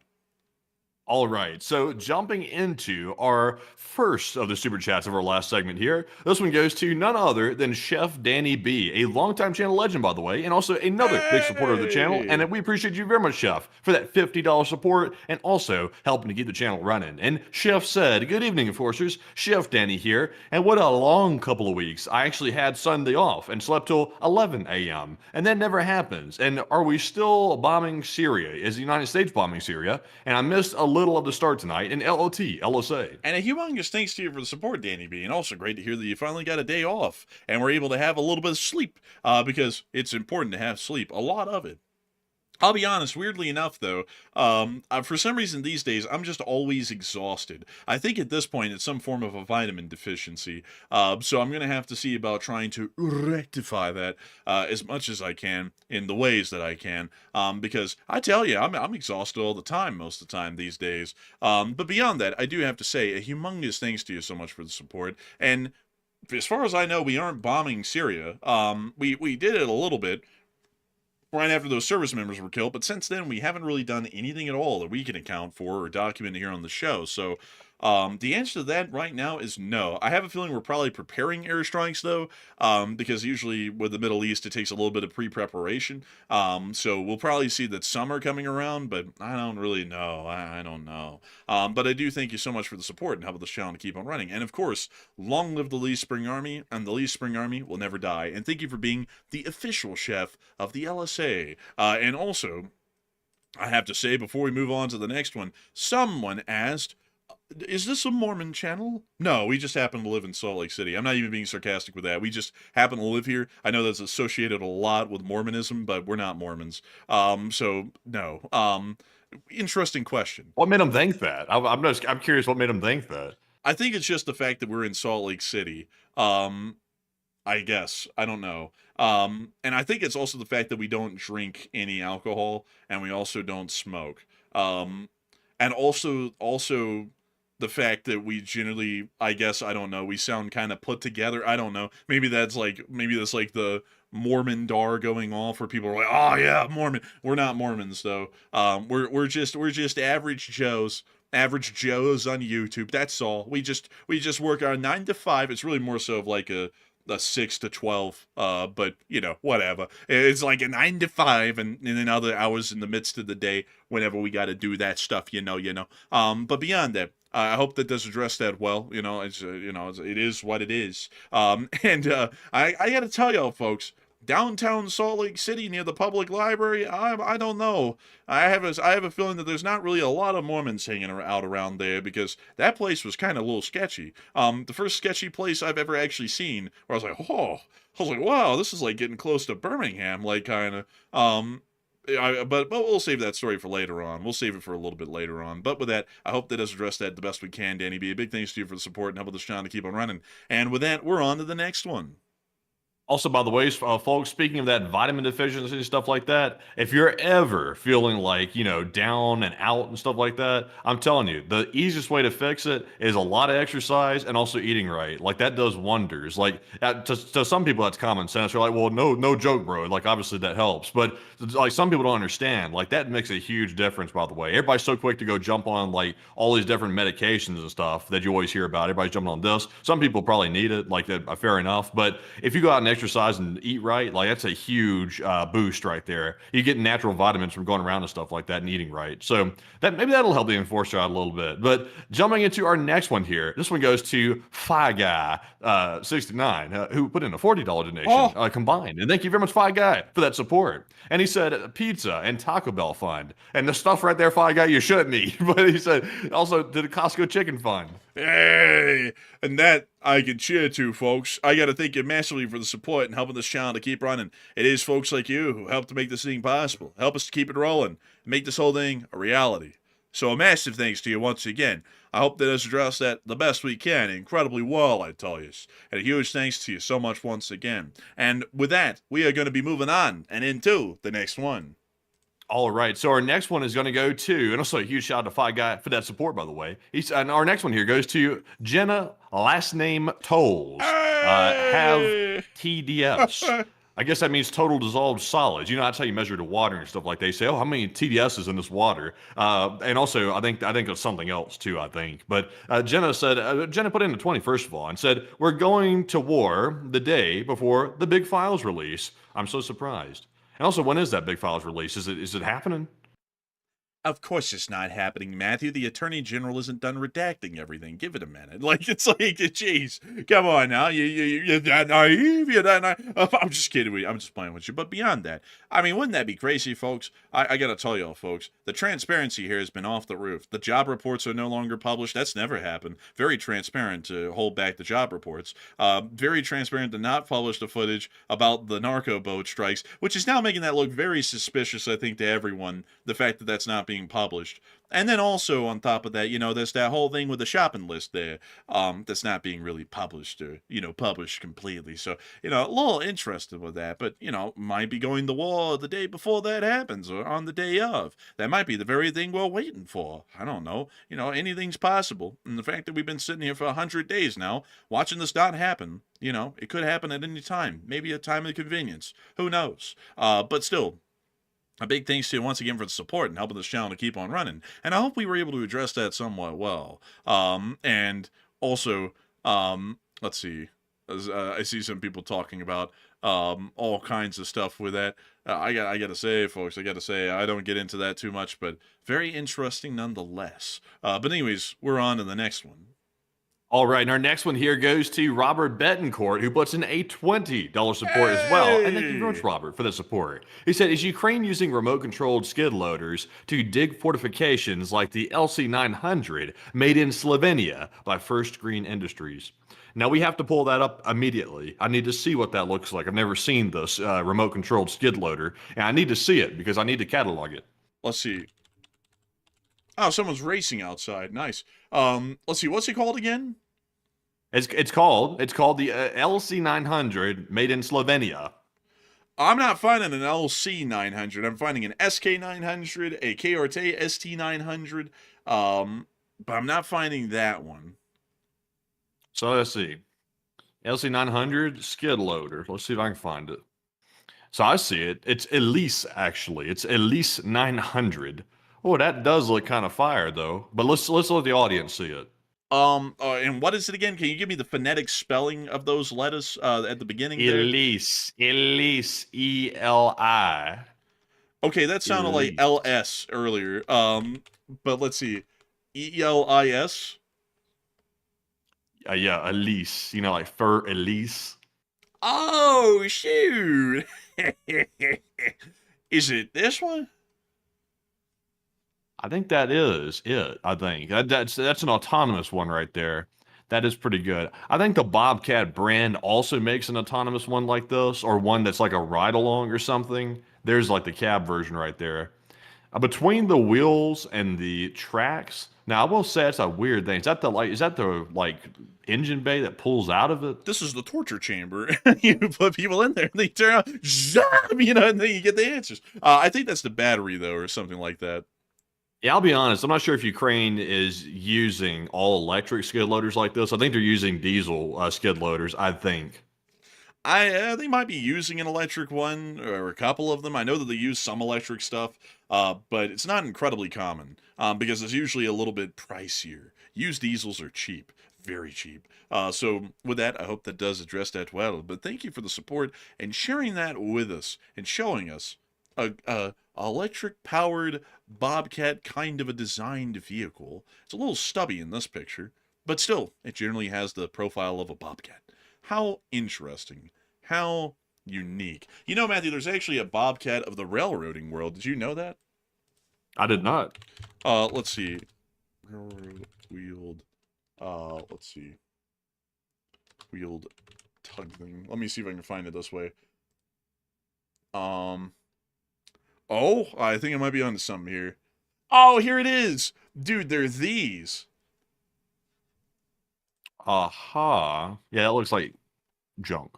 Yeah, it does. But it's a weird little vehicle. It can kind of scoot around. It can scoot itself onto a railroad track. It plops down those rail wheels, and it has a coupler, and it can attach to a limited number of cars, like just a handful of them, and it can pull them around places. So once a railroad drops off your cars at your industry, you can take this little scooter thing, put it on the tracks, and pull a couple of cars around at a time with it if you needed to for some reason. Oh, that's pretty neat. Yeah, it's pretty cool. It's kind of like a Bobcat of the railroading world. How neat. They have one for everything. But anyways, we're on to the next one. And our next super chat goes to Philip Harrison, who puts in a $20 support. And thank you very much, Philip, for that support as well. And he said, good evening, Enforcer and Enforcer Matt. And good evening to you, Philip. I hope you're doing well. And good evening to you, Philip. Good evening to you. I hope you're doing well, I says. I hope you're doing well. And I got to thank you so much for the support and helping this channel to keep running. It is folks like you who make this thing possible and help us to keep it running. And we're greatly appreciative of you. And we hope you're having a great evening as well. And so humongous thanks to you so much once again. I hope that does address that well. And we're on to the next one.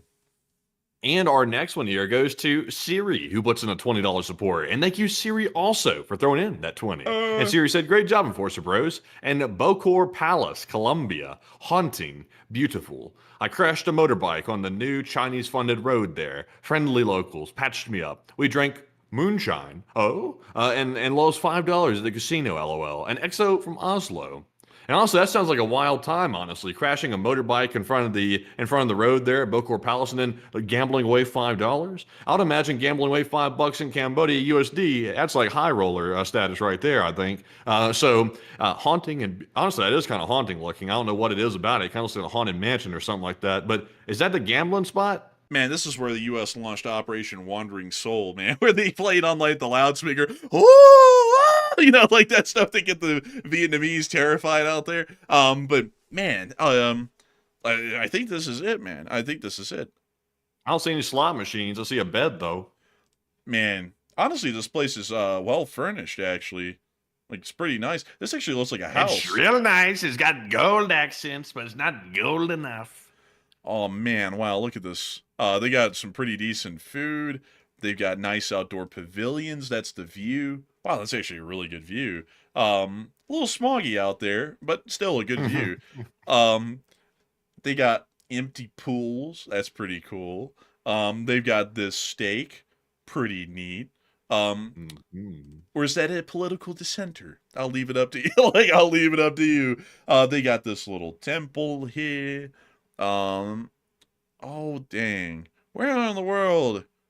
Oh, look, a gym. Wow, that's nice. I like that. And very sparse gym. There's not much equipment in there, really. It's very, very sparse. Oh, look, a baby grand. Man, a baby grand. Man, that's so cool. Man, you know, it's weird, though. Oh, look, a Buddha. Wow, that's neat. I never seen them painted before. I thought they were always gold. Oh, look. Wow. Man, that really does look haunting. Like, that really does right there.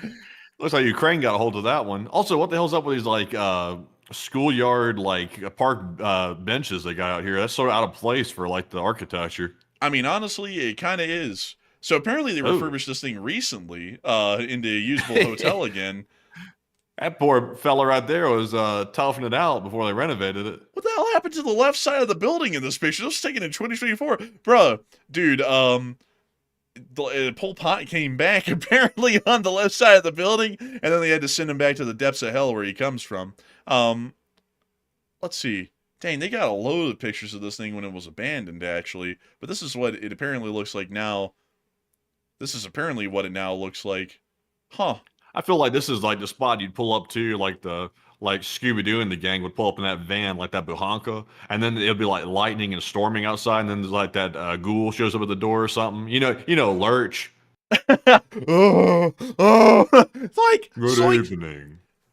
gee, gang, let's split up. Everyone else go that way. Me and Daphne, we're going up to the bedroom. It's like, oh, I wonder why, Freddy. I wonder why. But dude, he would do that. Remember, Freddy? He'd be like, okay, gang, let's split up. Dude, you got that from a meme or something. That they never said that. Dude, they literally went to a bedroom in one of the shows, man. I'm not even kidding. They're like, okay, gang, let's split up. Shaggy, Velma, and Scoob, y'all go down to the kitchen. Me and Daphne, we're going to go up to the bedroom. And there's like a library in the bedroom and everything. And there's like the book that you pulled and it opened up a trapdoor and Daphne fell down it. It was a whole episode. Hey, yo. It was like, I'm not kidding, man. I remember an episode like that. Someone go pull it up. See, Gray Melgan said, that's legit. And Dusty Rhodes said, I remember that. And Spring Fauna said, they did. Dude, see, it happened. It literally happened in one of the episodes. So was Velma Shaggy's girlfriend, or, were they just acquaintances? And also, was Daphne Fred's girlfriend, or was he just a player?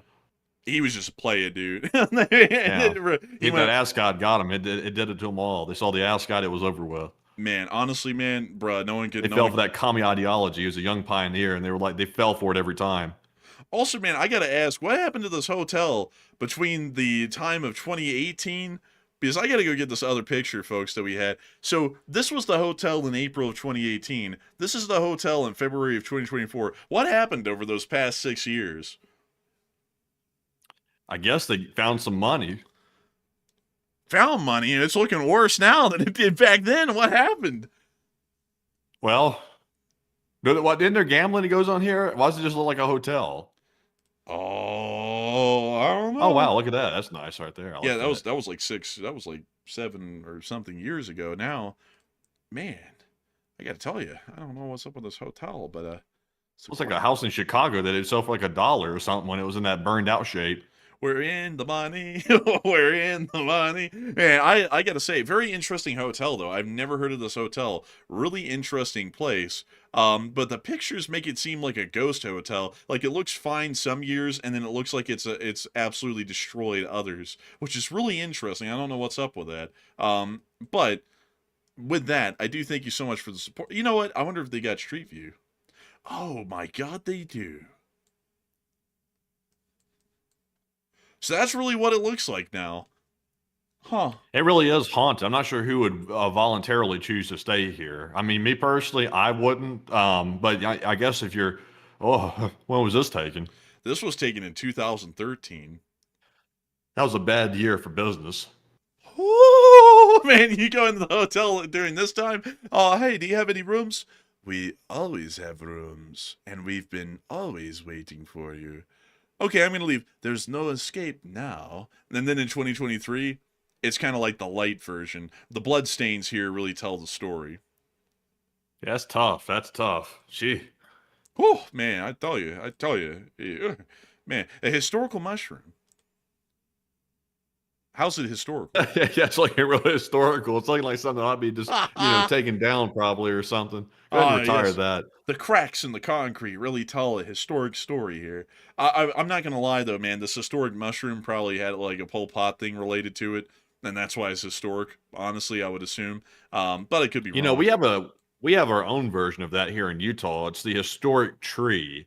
It's out like on the road going toward the salt flats, like out in the middle of nowhere. It's just like a artificial tree that's very colorful, like on the side of the road, like in the middle of nowhere. Yeah, that is true. Also, I like the UFO that they have out there. That's really cool. But Matthew, we have to go down the street, Matthew, because I just heard that down the street from this great hotel, the Le Bourcourt Palace Hotel, there's actually a French colonial hotel. We must observe. Ooh! Oh my God! That was a hotel. Yeah. This one. Oh, wow. Damn. Thank you very much, Pollution Blue Best Drone. That's a hell of a support right there. Big thank you. That is one hell of a support. We're about to get to that here. But still, look, a ghost is up there. Ooh, les Français sont victorieux. Okay, dude. Like, it's been 70 years. You can let it go. The Mbin Phu happened. But anyways, Now I'm actually going to be haunted by the ghosts of the French from Indochina. But anyways, with that, it is time for us to move on into the next one. But a humongous thanks to you so much for the support. And also, really interesting hotel, actually. I don't know if I'd want to stay there. It looks kind of creepy, especially these days. But I bet when you went, it looked fresh and brand new. But a huge thanks to you so much once again. And with that, we're on to the next one.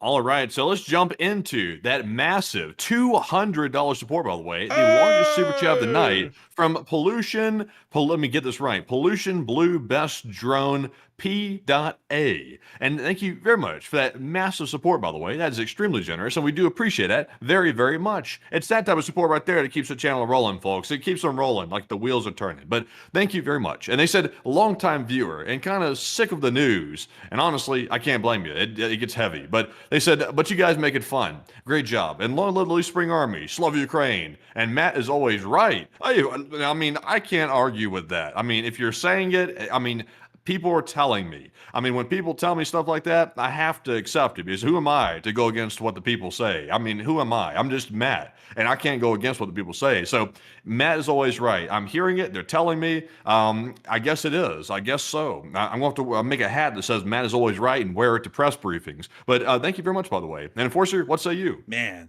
I mean, honestly, I guess I'm just always wrong, you know. It's just always wrong, you know. It's just a sad thing, really. But I do thank you massively for the support and helping this channel to keep running. I will say that the massive support will help us to stay on air. And I got to say, thank you so much for enjoying that we make it fun. We try our best to make it fun every night, and I hope that we've been able to make it fun again tonight. We try and give a little bit of comedic relief so that way it isn't as bad as it is, because what the hell can we do about it, you know? Like, a lot of people out there, they always have this really abstract sort of a mindset that if they act really sad about something that's sad, then it'll get better. And I don't know what's wrong with those people, because I've found out that no matter how much I cry, the stars still hate me. So, you know, it is what it is. So, you know, why in the world cry about it when you can laugh at it? Oh, man. And that's what I always said. That's what I always says. And I like to think that we make it a good show every night. And so, of course, long live the Lee Spring Army and Slava Ukraini, Ram Slava. And with that, we are on to the next one. But a huge thanks to you once again for that unbelievably massive support.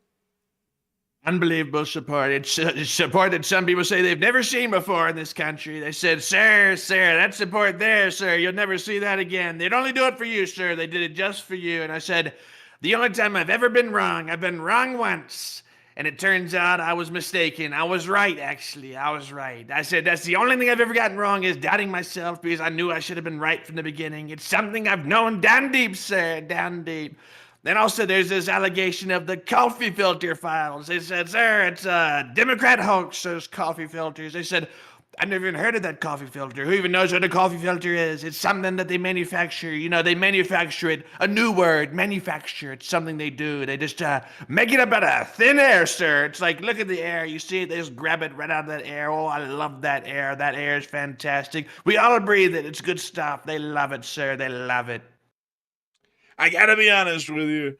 A lot of people have been telling me, sir, what about that drone strike and the boats down in Venezuela? And I said, what boat? I don't know about any boat. That sounds like something the Secretary of War did. He called me up and he said, sir, I'm in some deep shit. Everyone's asking a lot of questions. And I said, just do what we do. Don't publish the footage and then say that we're transparent. It's a great idea. Incredible idea, because everyone can't say otherwise. You know, transparency doesn't mean that everything is visible. Sometimes it means that sometimes the truth is invisible, so that way you can't see it. Get it? Transparent. Everything can become transparent. Oh, buddy, it's a great one. But another thing that I gotta say is that I did a great job on Thailand and Cambodia. A lot of people who were saying, sir, it's impossible to create a peace between these two countries without resolving the underlying issues. And I said, what dork said that? That's stupid. We're going to end the war by not ending it. And then they started killing each other, and they told me they kissed my ass. And honestly, I just gotta ignore that one now, because that really went badly. It didn't really go well. Another thing that I gotta... Honestly, a little ass kissing is never really a bad thing if you really think about it. It said, sir, you know, they gotta do it, sir. They said, let them do it. They said, let them do it, sir. But then they said, might not be advisable, sir. It might want to keep them away. They said, get them back. They said, don't do it. They said, sir. I said, I have to, sir. They said, they offered it. I said, I gotta turn it down. Who turns it down? Anybody?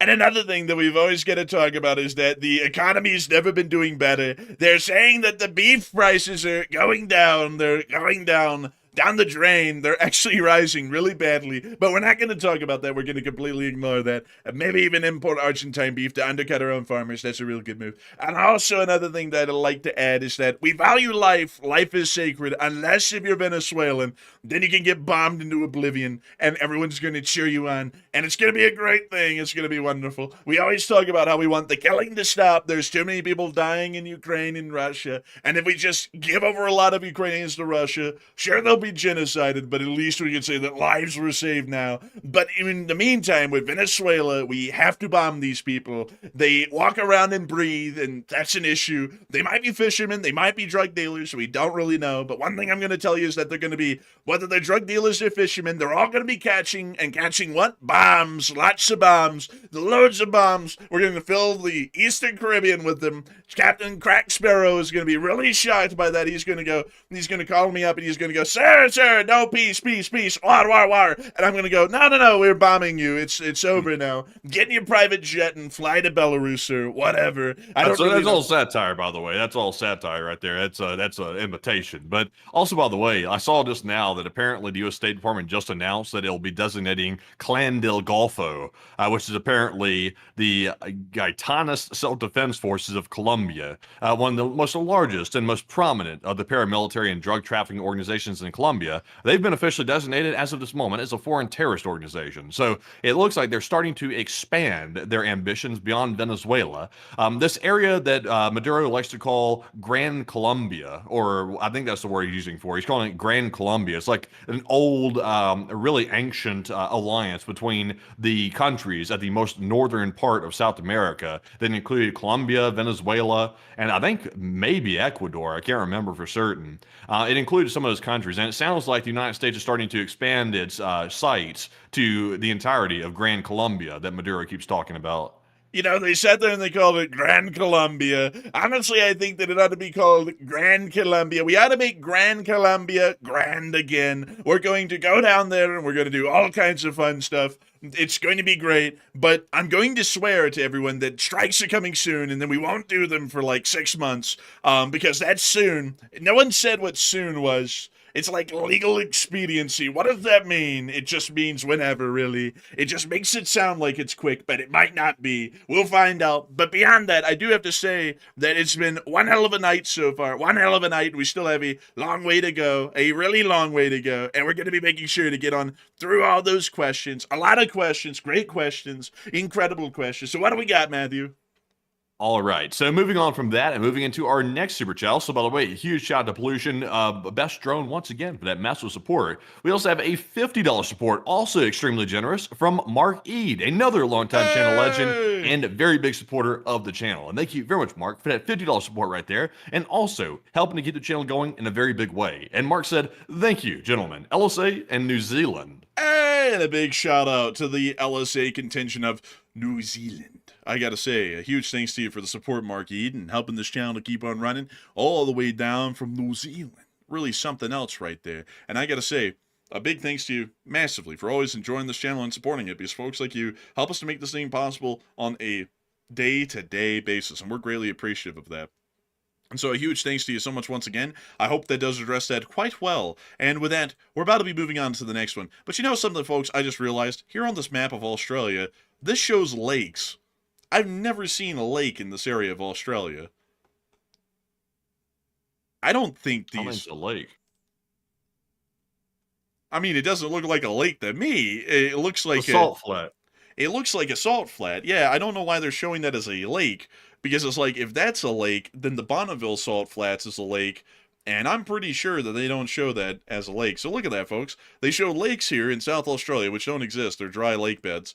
And then when you come to America and to Salt Lake City, look at that, the Bonneville Salt Flats, they don't call that a lake. There's like, wait a minute. Oh, that actually does have water in it. I was about to say, I was like, wait a minute. But that actually does. That's weird. That's very weird. And also, a lot of people are saying it's a dry lake. Yeah, but the thing is that the Bonneville Salt Flat was once a part of the Great Salt Lake. Actually, the Great Salt Lake was a part of the Bonneville Great Lake, and that dried up about 10,000 years ago.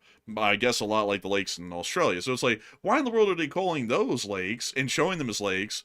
But they don't show this as a lake. They show it as a salt flat, like it is. That's weird, interesting to me, and I believe that it requires further study and research. But anyways, with that, we are on to the next one.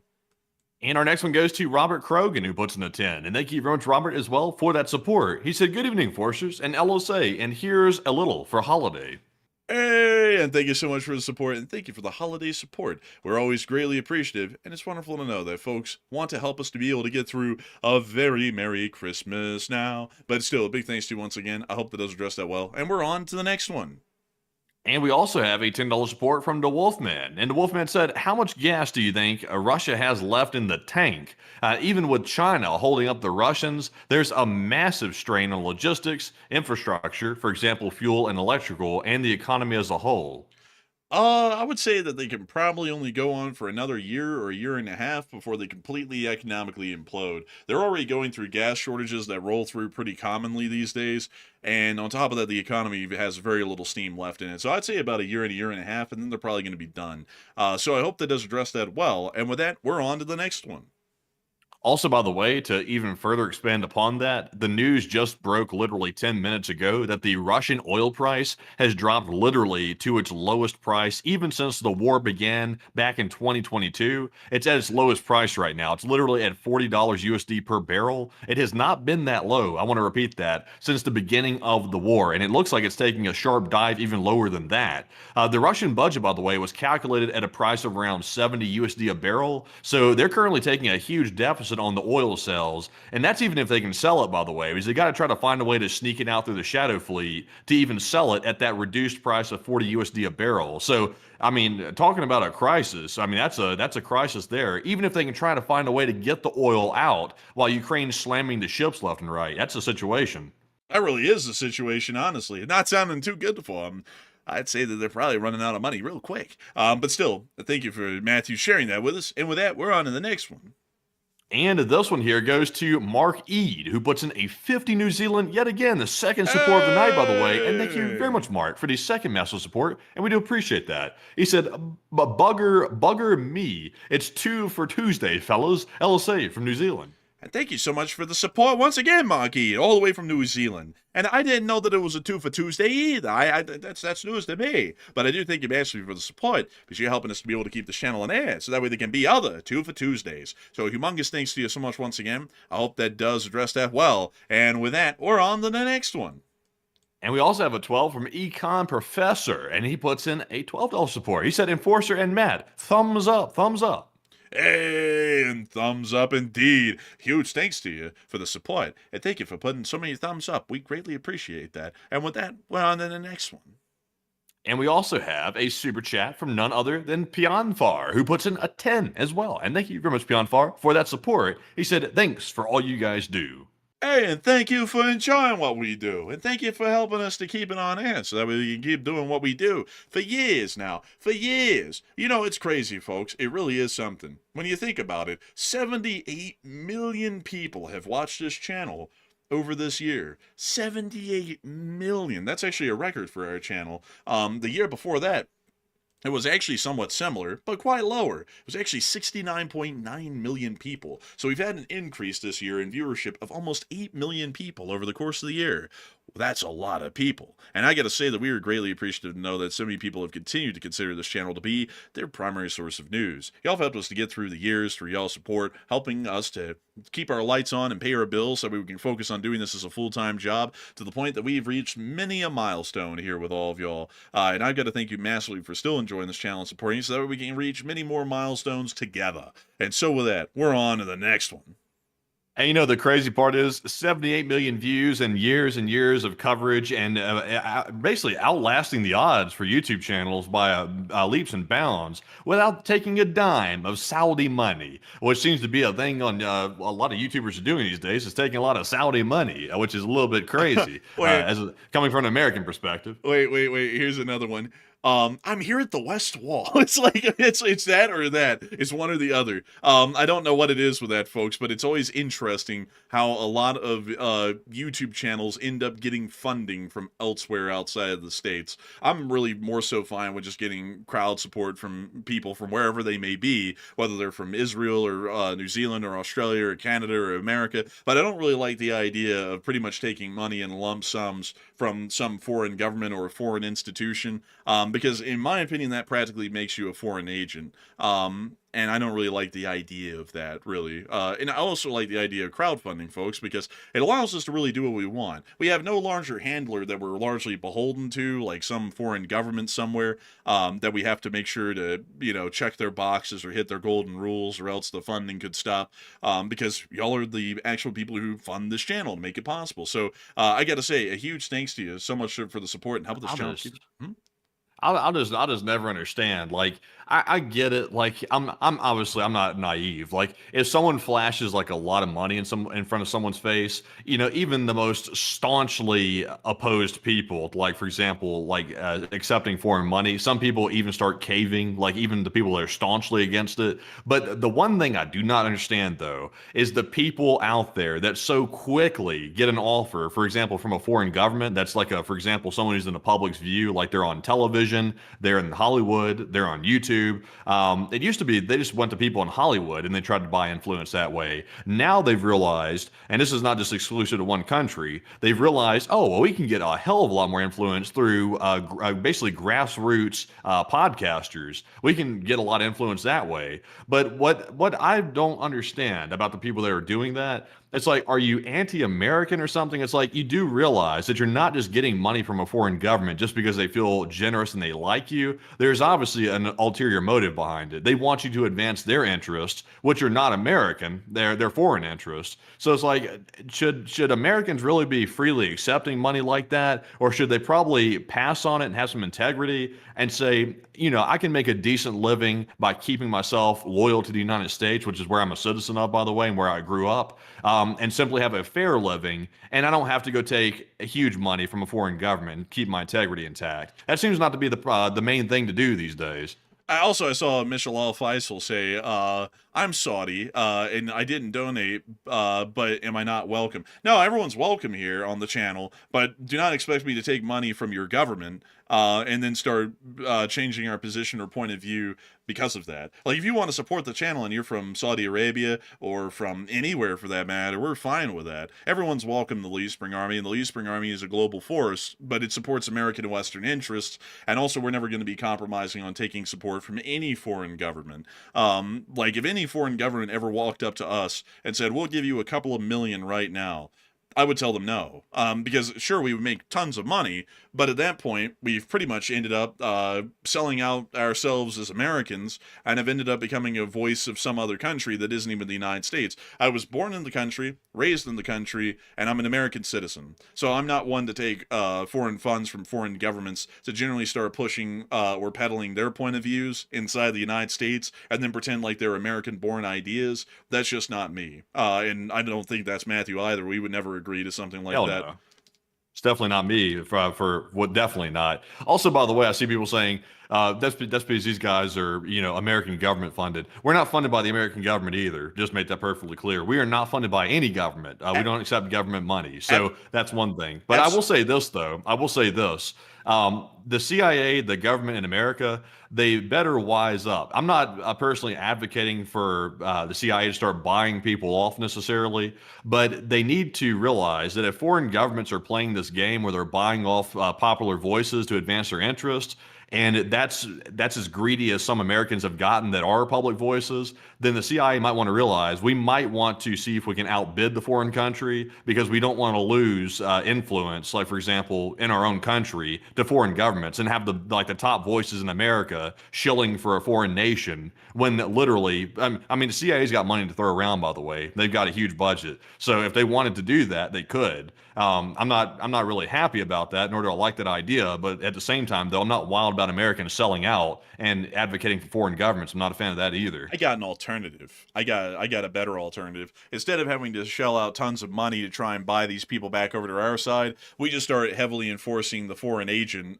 requirements to announce oneself as a foreign agent, or as to register oneself as a foreign agent, and go around, and if people have failed to report themselves as foreign agents and they're taking large amounts of money from a foreign institution or a foreign government, we start bringing up possible illusions or threats of charges against these people for being foreign agents. That's probably another way to deal with that quite easily. Honestly, I'm not sure if that's the answer, because that would look really, really bad, because obviously FARA is the thing, the Foreign Agents Registration Act. But the problem is, though, it's kind of obscure. Not everybody knows about it. And also on top of that, how's it going to look if the government starts arresting like your favorite like YouTube creators over taking money from Saudi Arabia? That's going to look pretty bad. It's going to be like a PR disaster, and it may send a message, yes, but you're going to be locking up basically all the top voices in America that people love, and you're going to have backlash like crazy over that. I'm not saying just go out there and start, gathering up heads, like putting charges on people. Just sit there and send them some like, hey, we've noticed that you haven't registered as a foreign agent and you've taken this amount of money from a foreign agency, like say the foreign ministry of Saudi Arabia. Either you can, we'll allow some leniency if you don't take any more money from Saudi Arabia, but if you do, we might have to investigate this matter further and press official charges. Do something like that, because what are they going to say? I'm taking money from Saudi Arabia, and the U.S. government threatened that they're going to arrest me if I keep taking money from Saudi Arabia. Like, no one's going to come out in public and say that, because then they're going to look bad. It's like, why? Well, wait a minute. It's like, why in the world is the U.S. government giving you leniency, for one? And then secondly, it's also like, why in the world are you taking large amounts of money from some foreign government and then claiming that you're an all-American? Yeah. Excuse me, by the way. This is getting me choked up thinking about this. But I will say this at the same I'll say this. I'll say this at the same time. It's disappointing. Like, I can't express my disappointment with that. The people, I guess it's just greed. Like, me personally, I get extremely irritated when I see that. I get irritated, I get disappointed, and also aggravated seeing people just so freely and willingly sell out for cash. Like, just with no remorse at all over it. Like, no shame, no remorse, nothing. They'll do it in an instant because they're like, I'm going to chase this money. I'm going to get this money. It's like, come on now. It's like, do you not have any like conscience or something? It's like, do you not understand like the weight behind what you're doing? And I think they do. I just don't think they give a damn, to be honest. They see the money. They're thinking, I'm going to get rich. And I don't care what comes at the expense of it. I'm going to get rich.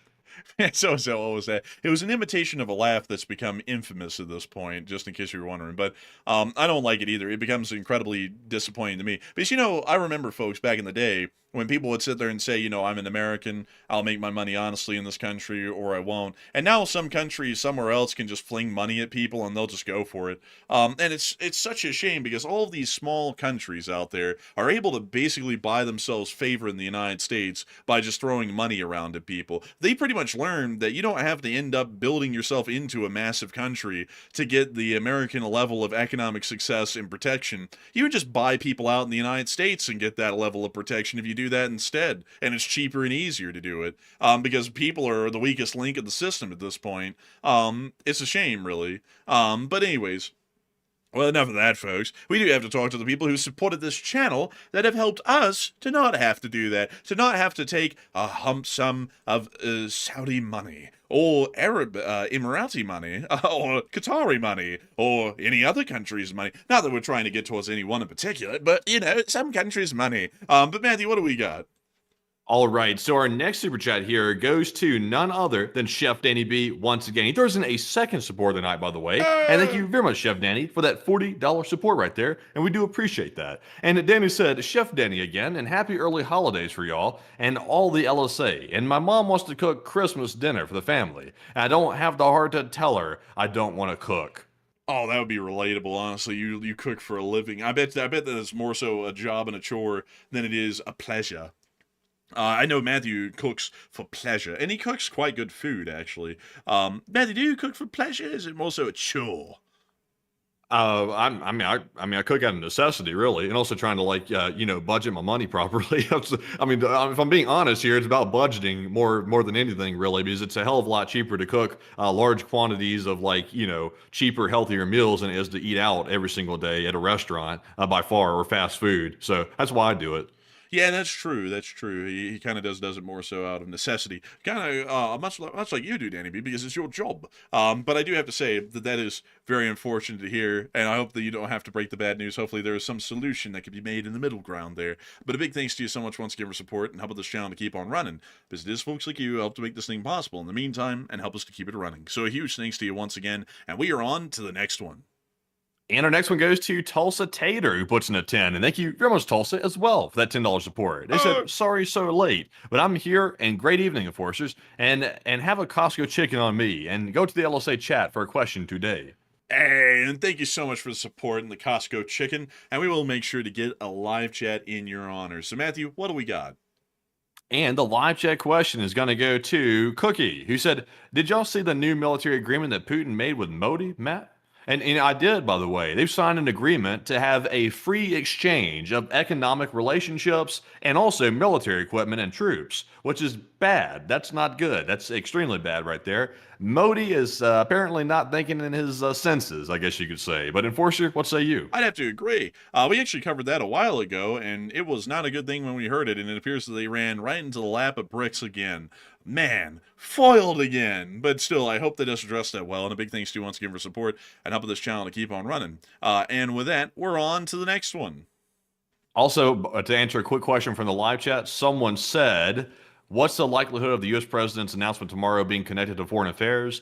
It's possible it might, but I'll be honest with you, I think it's about to be a victory lap of a whole bunch of different things that are claimed to be accomplishments. I think that's what it's going to be. A lot of people on Twitter were speculating that maybe it's like the announcement of operations against Venezuela. It could be, but based on the wordage of the tweet or the announcement, I would say it sounds like it could be a brag fest. That's my assumption. Man, but moving into our next... I could see it now, man. Everyone's gonna be sitting around the table. Our great and glorious leader has done the best that anyone's ever done, the greatest in history. Oh no, it's a speech. It's a speech. Oh well, then it'll be no one's ever done better. Like, it'll be something like that, I'm sure. And honestly, it'll probably hit every single topic you could think of. It'll hit every domestic political topic. It'll hit every foreign policy topic. It'll probably hit stuff that doesn't even have anything to do with the planet. And it'll also hit history and a million other things. But it'll probably just be the smorgasbord of whatever you could imagine, and that'll be included. So with that, we're on to the next one. And we also have a $10 support from Econ Professor yet again. And he said, Matt, thumbs up. And you two are not grifters. And Econ Professor, we have been accused of being grifters for a long, long time. Everybody and their dog has called us that, even though we've raised over, I think at this point, well over $1.5 million for charity. And also, like we were mentioning a moment ago, we don't accept money from foreign governments, unlike some other people out there. And we operate transparently, unlike the U.S. government's even doing right now. So we're holding ourselves to higher standards than the government that we pay taxes to. So, I mean, what more could people want, folks? We literally posted receipts on Twitter, and nobody else, I've never seen anybody do that. So thank you, Econ Professor. And Enforcer, what say you? And I got to say, huge thanks to you for the support, Econ Professor. And we're certainly not grifters. The only person who ever accused us of being a grifter is quite literally a grifter. They drop every topic like it's hot when they finally wear out their welcome with that audience, and they just move on to something else. And if that's not grifting, I don't know what is. So, it's interesting because we have stuck to our guns since day one on this channel. We've been as transparent as we can with funds. As far as anything that especially goes to fundraisers, we make it as transparent as it can ever be. As far as personal funds go, of course, that's going to be remaining private, because nobody shares that, and why in the world would we? But beyond that, as far as fundraising goes and anything else that's dealt with anyone's money, when we say that any of it's going to a cause like Ukraine or anything else in the world, we are as transparent as we can possibly be. And we consider that to be a great pride and honor, and something that generally a lot of people actually do not do at all. And they just hope that you accept their faith and good credit, which is something that we know nobody should be having to count on. Y'all shouldn't be having to count on our faith and good credit. Y'all should count count on the reliability that we will always show y'all exactly what's going on and what steps were involved that ever dealt with anything that we claimed or promised we were going to do. So with that, I hope that does address that the best that we can. And with that, we're on to the next one.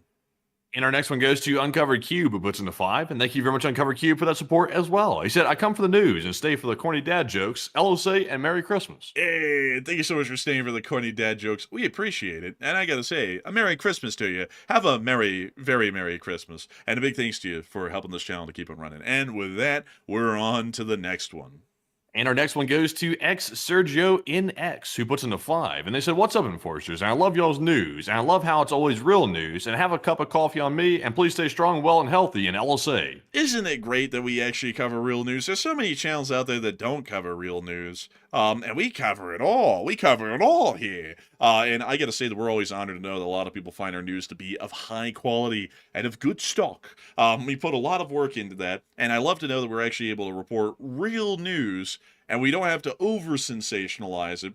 And also, we don't have to fib news either. We're really proud of that. And we're really proud that we've gained a huge following doing that too, because not a lot of people are able to pull that off, really. Honestly, I've seen a lot of people start off on this path of trying to do this, and a lot of them fail. And it's due to a myriad of factors. Honestly, a lot of luck is involved in succeeding. It's not like, there's a meshed out formula here. Honestly, we're just kind of really lucky to be where we're at right now, running a channel like this with a following like this, because one thing may have not lined up at the right place in the right time, and this never would have taken off. But I gotta say, humongous thanks to you so much once again for support and helping this channel to keep on running. And with that, we're on to the next one. And this one goes to these two dudes, who puts in the 5, who said, why is the US and the EU silent on Korean involvement in the Russian offensive against Ukraine? Not even public condemnation or sanctions, etc. We have sanctioned North Korea so hard, there is nothing we can really do to them anymore. So that's kind of why it was a nothing burger when it happened, and we really didn't make a response at all. There's basically nothing we can do to them anymore. Every sanction we could have thrown at them was thrown at them way back in 2008. Since then, we just don't have any other leveraging abilities against North Korea so far. So that's generally why no one makes a big deal out of it, is because no one can really do anything to them. But with that, I hope that does address that the best I can. And a big thanks to you for support and helping this channel to keep on running. And with that, we're on to the next one.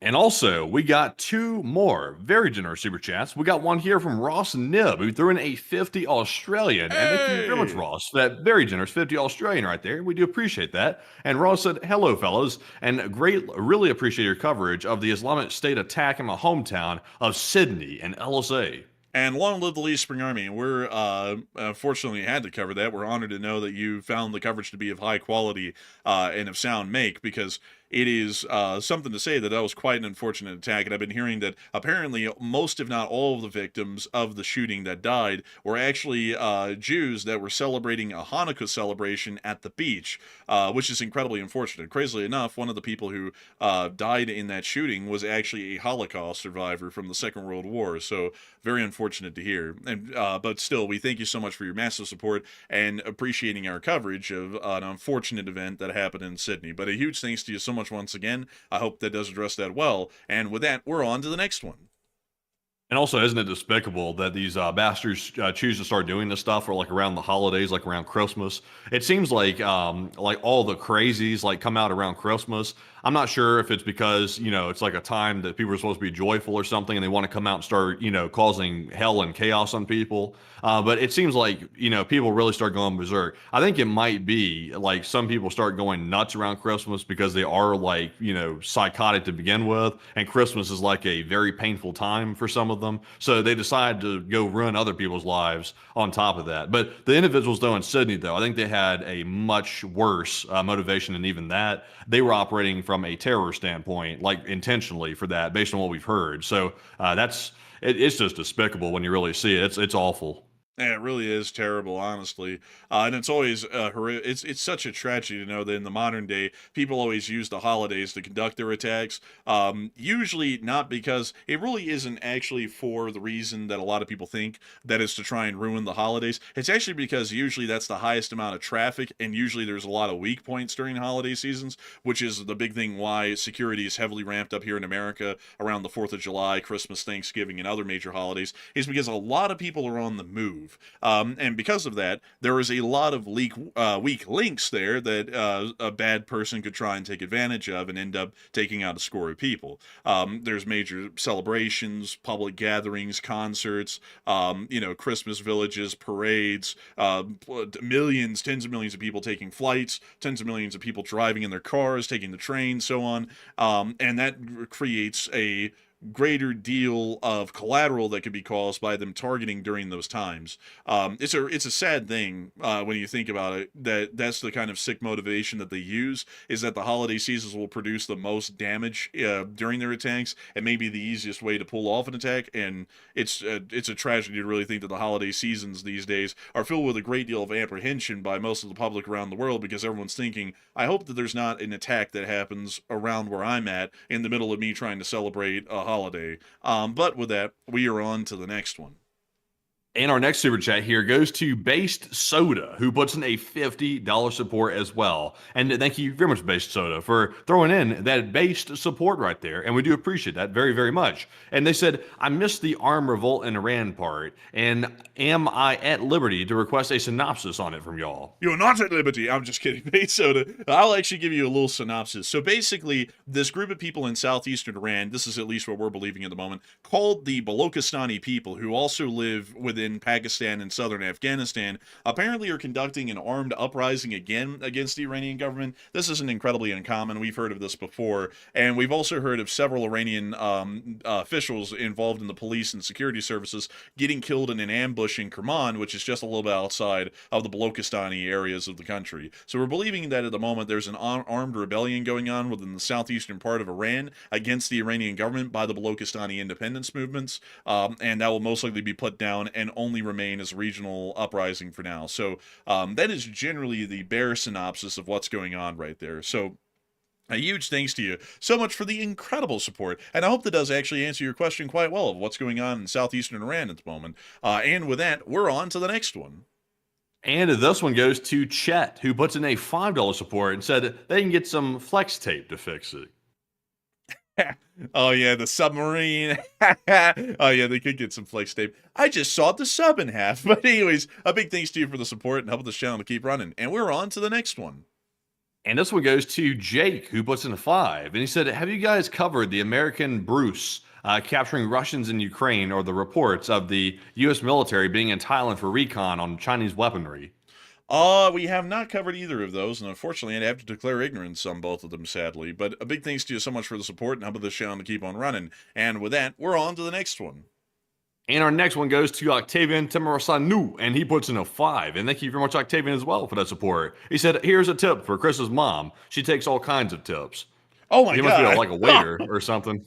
Oh, whoa, damn, hey, bro. Hey, yo, bro, you just read that off deadpan. Golly, man. Oh my God. I didn't catch that one until like 5 seconds later. I was reading into that literally. I thought you were talking about like a waiter or something, or a waitress.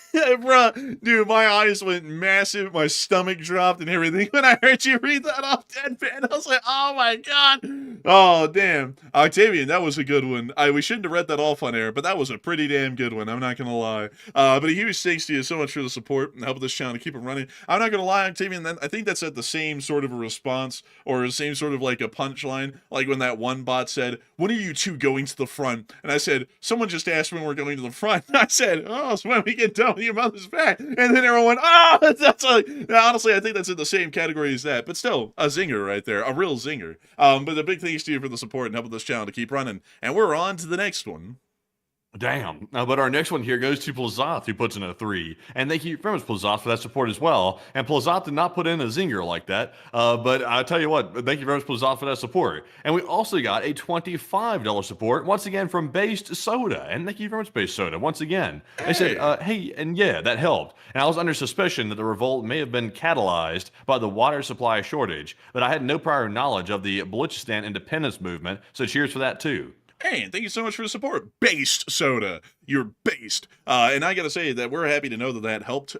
We I tried to give the best synopsis I could, and we gave a really in-depth analysis of the whole situation at the beginning of the show. So I'd highly recommend that when this stream ends, you rewind and watch it, because we went over a lot of detail over the lay of the land in that area and what's going on and why it's happening. And everything else in between. But I hope that did help out. And yeah, that's what a lot of people would think, is that a revolt would be happening over the water crisis. But Iran's unstable enough that it's actually an ethnic group that's conducting an uprising within the southeast. So a little bit wild, not what people would have expected at all. But still, a big thanks to you so much once again. I hope that does address that well. And we're on to the next one.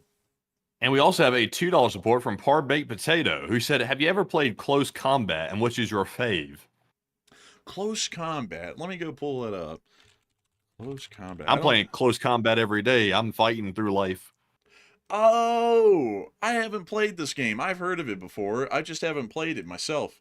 I think the closest that I would have gotten to playing this game would be games like Warno or Broken Arrow, games like that, or Steel Division 2, or Gates of Hell Ostfront.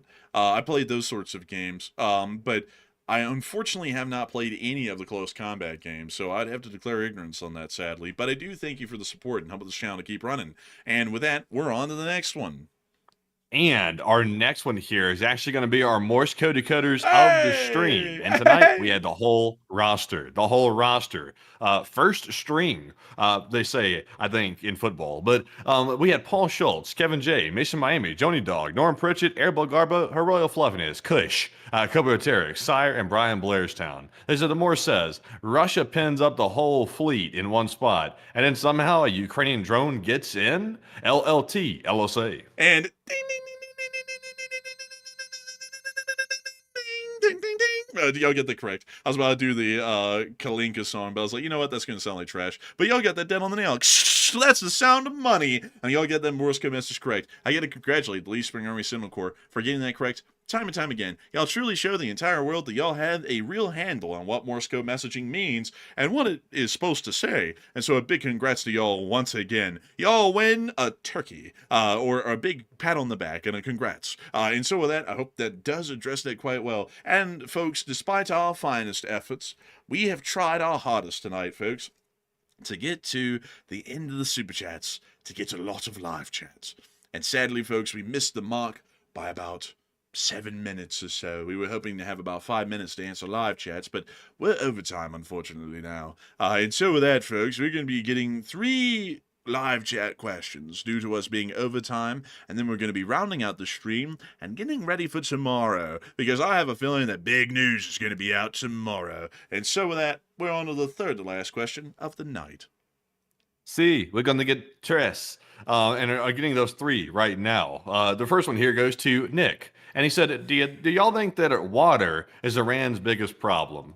And it's definitely a big problem for sure, but I think the bigger problem is that malware is lurking around their industrial controllers. That could be a bigger problem. But Enforcer, what say you? I'd have to say they have quite many big problems. Water's one of them. The government's instability is another. The uprisings are one. Also, the fact that they're about to get bombed by Israel again is another one, too. And also the United States, probably, which is another big problem. And the fact that they're actually going to be dealing with probably public uprisings due to the water situation as an extension, that's also an issue. So they have quite a lot of issues on their plate at the moment. And it doesn't really appear that they're good at addressing any of them. So, I guess we're going to be getting something new, folks. You know how they have that Russian dressing? Get ready for Iranian dressing, because they're not addressing any of it. But anyways, with that, we're on to the second to last question of the night.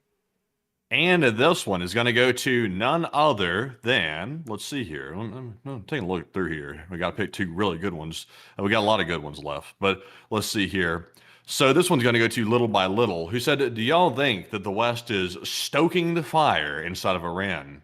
I certainly would. If I was in charge of the U.S. intelligence organizations, I would certainly be stoking fires if I was them. And I would imagine, since that is the speciality of the United States intel agencies, is stoking fires where fires can be stoked very, very well, I would imagine they're probably doing that. A few things here and there, maybe a few suggestions for people maybe to go out on this date or that date, for example, for protests, for example, get-togethers.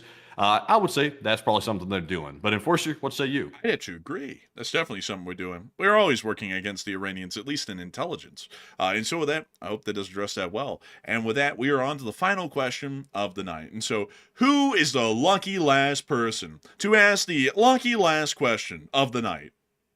And that viewer is going to be none other than Margaret Hemsley, who said, if drones are shot down over NATO airspace, will Russia claim they are theirs or try to deny it?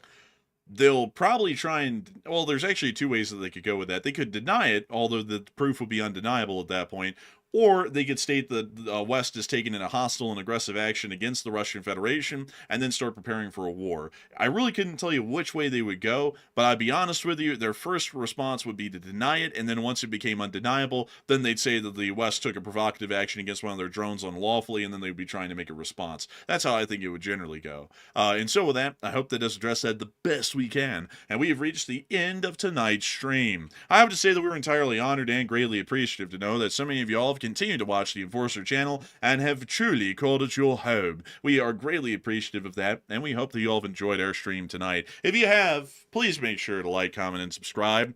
It can only help us out, and it can only help you out in staying informed in the news. So hit that subscribe button, lest nothing happens. Honestly, we would just be kind of sad if you didn't subscribe. I mean, I was going to make a joke, and I was like, well, there's really nothing to joke about. I mean, we'd just be kind of sad. So, just hit that subscribe button, unless you want us to cry or something. You like making YouTubers cry. You do. Well, honestly, probably a lot of people would. But beyond that, though, we will see you all tomorrow at 10 p.m. Eastern Time to cover the next 24 hours of news from around the world. And if there is a short war video to be made, Enforcer Matt will be the one making that short war video for all of y'all tomorrow. Hey! And so with that, we will see you all then. Good night, good luck, take care, stay safe. Slava Ukraine, the Ram Slava. Long live the Lee Spring Army, and long live the Republic. And with that, folks, thank you all for joining us once again tonight. Now, a huge shout out to the almost 90,000 people that were here by the end of the stream, and we will see you all tomorrow, by the way, on the short war video, if there is enough news to make midday for that, and also on tomorrow night's live stream as well. But thank you all once again for watching, and of course, Slava Ukraine, Herom Slava, get some rest, and good night.